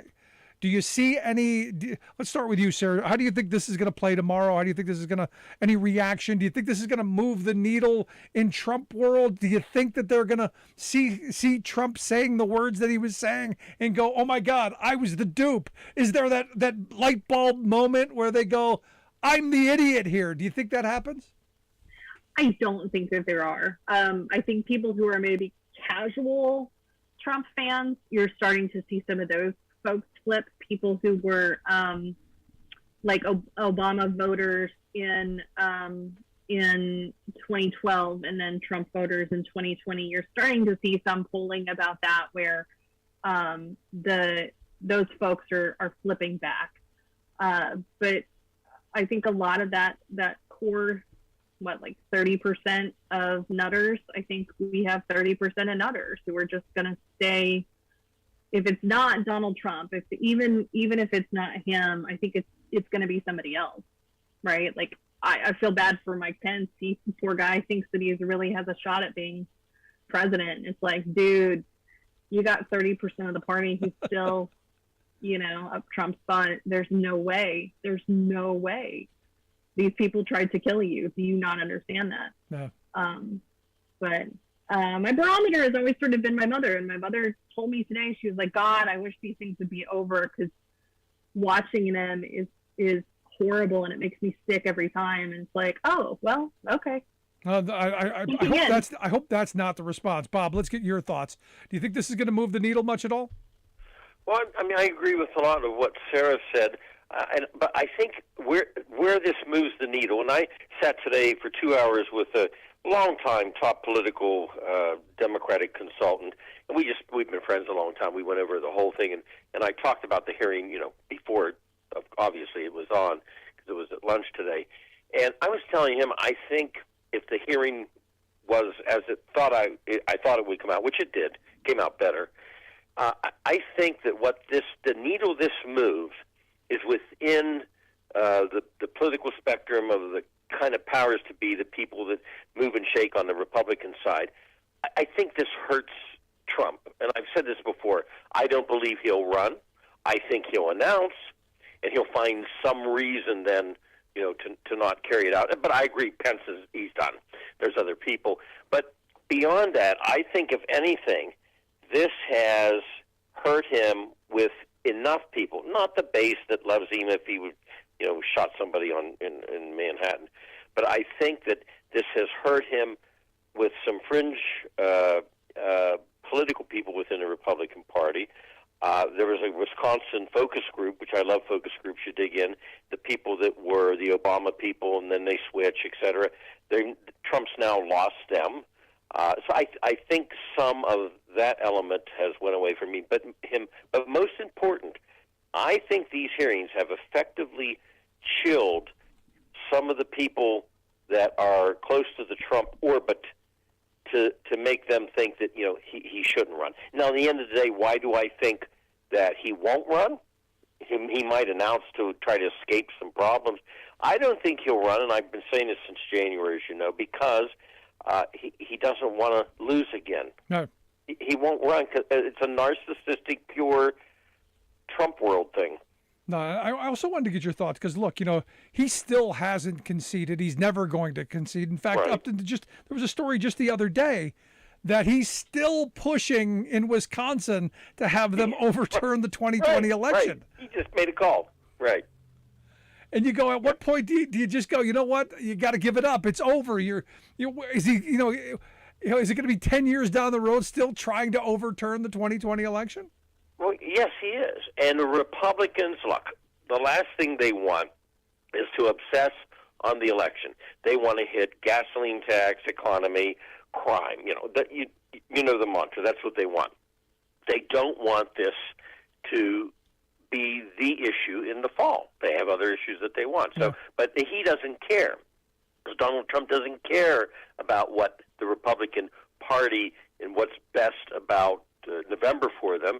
He cares about Donald Trump, and so he'll run this thing forever. This will be the forever stolen election. Yeah, and he's still raising money off of it, oddly enough, Sure which is just bizarre. Sarah, your thoughts? I mean, you got him still out there, saying, hey, let's overturn Wisconsin. I mean, he's still fixated on this, and it's not healthy. It's not healthy. No, it's definitely not healthy. And the congressman's right. The point he makes about the focus group in Wisconsin, that same company did a focus group the month before in Arizona where they had the exact same results, and that was before the Republicans from Arizona testified and before Cassidy Hutchinson testified. So I think just knowing that alone is huge in understanding where the Republican Party is right now as, not necessarily the Nutter base, but the people who feel so disaffected by the party and who are, leaving it in droves. But I would say too, my favorite piece of the whole thing was that video that they showed that the congressman mentioned too, where Trump was trying to not say the words that bothered him. I would say I would love to have on a T-shirt, yesterday is a hard word to say. But other than that, like the whole thing where he's just like the faces he's making and the slamming of the podium and like a man baby. Yeah. I mean, I think we had heard stories about this, but seeing it is really different than I think what I pictured it. Just I really sort of imagined this, this whining little man baby, and he really was just slamming his fists and making weird faces. And Sarah's so right on this point, Rick. We all know Trump and what he's like, etc. But these visuals tonight really said so much, with his slamming, with his whole demeanor. It was scary, and you're standing there watching somebody that, frankly, is completely out of touch with reality. He's in his own world of reality. I think, too, look at the statement that he put out. I actually thought it was fake when I saw it, where he basically just admits to everything. The one thing that I do agree on it is, like, his last line, he said, boy, the country would be a different place if I won. It's like, well, yeah. But he says, he makes it clear that he's going after, he was trying to go after Mike Pence. And that's an interesting, and I want to get your both thoughts on this, because we've seen this frame before of Trump saying, well, they care more about me than you do. This was pointed, I think it was Jamie Herrera Butler who said it in an interview that hey, well, they care more than these people do, the people around him, and everyone's saying. And I guess the amazing part of this to me, and I think the really surprising part for me, is how everybody around him, as much as they are ideologically with him, in this moment, they're all in unison saying, no, you got to stop this. This is bad. Mm-hmm. The only person who thinks it's a good idea is, well, the most powerful man in the world. But what do you think of that frame? And let's start with you, Sarah, this idea that, well, those people who are rioting and, taking a dump on the floor of our Capitol, they care more than, well, the Congress people who are running for their lives. Yeah, I think that's a joke. That's really sad. And I think that's the part of the hearing that was the most depressing for me, is this idea that, somehow we're giving these folks a pass. And we're seeing that in the sentencing, too. I think there's the one pro-Trump judge who's giving really light sentences. And, it's really frustrating, I think, too, that we're not holding a lot of people accountable. And I've seen a couple.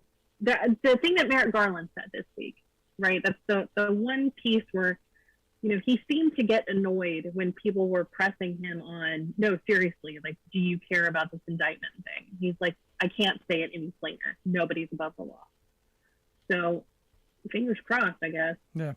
But, again, this is one of those things. Let's go back to you, Bob, because, you were a member of Congress. One of the things that came out of this that surprised me, and Sarah and I talked about this in the last segment, about just how close they got to Mike Pence, how close they got to everyone. And these buildings, this building, how close were they to snatching someone and literally hanging the vice president?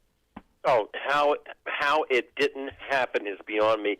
I mean, watching this tonight it's very emotional for me, because not only was I a member, I chaired House Administration, oversaw the Capitol Hill Police, interacted with them, interacted with Democrat and Republican staff members for what they wanted, to make the House work better, etc. And so these are human beings. And to listen to McCarthy, the minority leader, who calls Trump and is begging, because McCarthy knows somebody's going to get killed, some staffer or member or both. He knows the possibility was real. They were going to get killed. And they came by luck. And the brave Capitol Hill Police, and some luck, somebody wasn't hurt seriously or killed. As far as, we had some officers, of course, that was horrible, but as far as a member or staff. And the most chilling moment is McCarthy, begging, obviously, help us, And what does Trump say to him? Basically, I'll put it in my own terms, maybe these people have more guts and more smarts than you do. Mm-hmm. That's how he answers to the minority leader who's hunkered down thinking that he's going to be possibly killed too. That's how Trump answers him. And what's amazing to me, Bob, and I've thought about this, a lot. The Republicans, the the Freedom Caucus, the Boberts, the Greens, the Gateses, the Gomerts, the Scott Perrys, all of them. They should have been walking through the halls. I mean, because those are their people. They should have been completely safe. They shouldn't have been cowering in the chamber like everybody else was, because those are their people. They should have been out stopping them. Why weren't they? Why were they running? Well, it's like Hawley. You can be up there with the Capitol Hill police armed, behind you, and the crowd down by the fence, and he raises the fist in the air, and then I thought it was a great clip. Then you see him running, and then they play it again in slow motion, running out the Capitol. What was he running for? Why didn't he go down to the rotunda and say, "Hey, how y'all doing? Yeah. I fist bumped you earlier, remember? Yeah. Remember me?" Yeah, okay. Slow your roll. Exactly. Right. Sarah, your thoughts? Let's bump hands right now. I don't think he did that. Exactly. He ran. He ran just like all of them did. And I think, too, the thing about members of Congress is, there's 11 billion of them, whereas senators is only 100. And so I think a lot of those members who aren't Marjorie Taylor Greene and Boebert and those guys, they may be some of the pro-Trump members, but I wouldn't be surprised if a lot of those rioters didn't know what they looked like. So there's some, the nutters that, hell, I'm not sure I could have picked out Gosar, out of a crowd. Because the photo I have of him is old and he's got his hair all funky in the front. And so I some of these people, I think if they saw a member with their pen on, they could have gone crazy on him. They could have gone full, string them up. Well, let me ask you that, Bob. What would have stopped, because she makes a great point. Most members of Congress, nobody knows. You know the ones who are on Fox News, the ones who occasionally get on CNN, some of the leadership, but some of the lesser known people, you wouldn't be able to pick out of a lineup. What would have stopped them from taking off the pin, throwing on a hoodie, and walking out the front door? Right. And if they had went down there, and even if some of the people, for example, knew them, and they said, "Well, wait a minute, I'm with you," the people might have turned on them and said, "Well, you didn't do enough. You didn't do it." Yeah. This was this was Russian roulette. I argue that Hawley himself, who does his great brave hand up in the air, he would have been physically injured because the crowd was so angry and so violent and so vile. They would have just probably said, "Well, what are you doing? You really didn't stop it. Let's beat him up." That definitely could happen. Yeah, they wanted blood. They wanted somebody. Yeah. You listen to the Rick Smith Show. We're here with Bob Ney, former Ohio congressman and political analyst, and Sarah Burris, reporter at Raw Story. Make sure you check out her work at rawstory.com. So let me ask you the big question now to kind of move this in the wrap-up stage. Is this going to matter on the grand scheme of things? Does this... They didn't call for indictments. They didn't call for any criminal anything. I mean, this just kind of ended with we're better than this, that kind of spiel. I'm assuming there's probably going to be another hearing down the road. Right. I also want to get your thoughts on that. But does this then move us to another stage? Let's start with you, Bob. Where do you think this goes from here? Well, I don't think it's going to go into the Department of Justice looking at this hearing tonight and saying, "Okay, we're going to go indict somebody." I don't think it's going to go into that phase. I don't think the committee's intent tonight was to say, "Here you go. Now this one, ought to be indicted, or you ought to go after the president." But I think what was served here tonight was what our country needs. This needs to be told. It needs to be clarified. This wasn't a matter of somebody said something, "Hey, hi, how are you, crowd? Go get him," and then that was it. We needed to know where the highest level, which is the presidency, the president in our country. We need to know what happened, where they were at, and most importantly, we need to know how on the edge we really were. So I think that's what, if anything, that the committee serves a purpose. Now, what happens after this, and who looks at it and does something on a justice level, is a different story. But I think they really served the country's interest on a bipartisan basis with Republicans, here tonight on the testifying, and witnesses. I think they did the country, in my opinion, a favor to lay this out. So, make judgment calls, whatever you want, but here's what really happened, and this is how bad it really was within the Oval Office. It's amazing. Sarah, your thoughts? I agree. I totally agree. I think this has moved the needle in a huge way.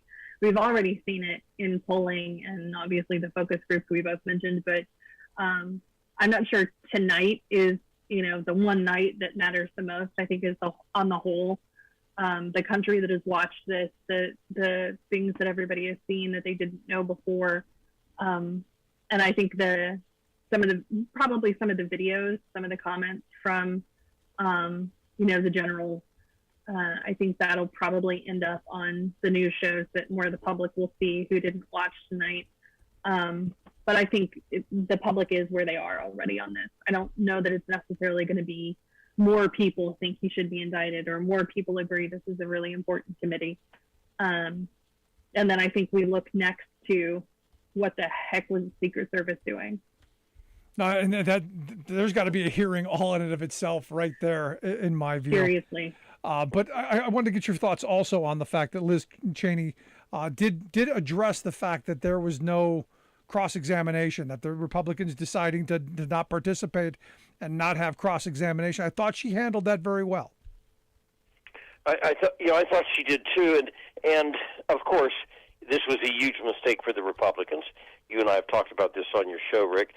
You always participate. To walk. Well, I'm not gonna participate in this because this is unfair. You always participate. McCarthy made a mistake. He should have had people there. Now, I will admit it would have been pretty awkward to sit there and ask Pottinger, and some of these other witnesses questions. What's the question going to be? Are you a Donald Trump hater? Are you a secret registered Democrat? Yeah. Jim Jordan would have done that. But they should have participated. I'm with you, Sarah. Your thought? Yeah, they should have. But I think this probably came from Trump's directive. I think Trump was the one who was saying, if we can't have Banks and Jordan on the committee, then we're not doing it at all. Because he's into that whole all or nothing thing. I think that McCarthy is smart enough to know, crap, we got to have somebody on this committee that's one of our guys. Yeah, there you go. But I think he listened to Trump. Yeah, it was a good night. I think the hearing was a good night, guys. I appreciate you taking time for us. Bob, Sarah, thanks so much. Always great having you on the program. Thanks so much. Thank you. Our good friends Sarah Burris and Bob Ney. I'd love to hear your thoughts. You can email me, rick@thericksmithshow.com. Tell us what you think. What was the most important part of the hearing? Email me, rick@thericksmithshow.com. If you missed any portion of the program or of the hearing, make sure you grab the podcast. We'll get that out and make sure that it's available. Thanks so much for tuning in. We'll see you back here next time.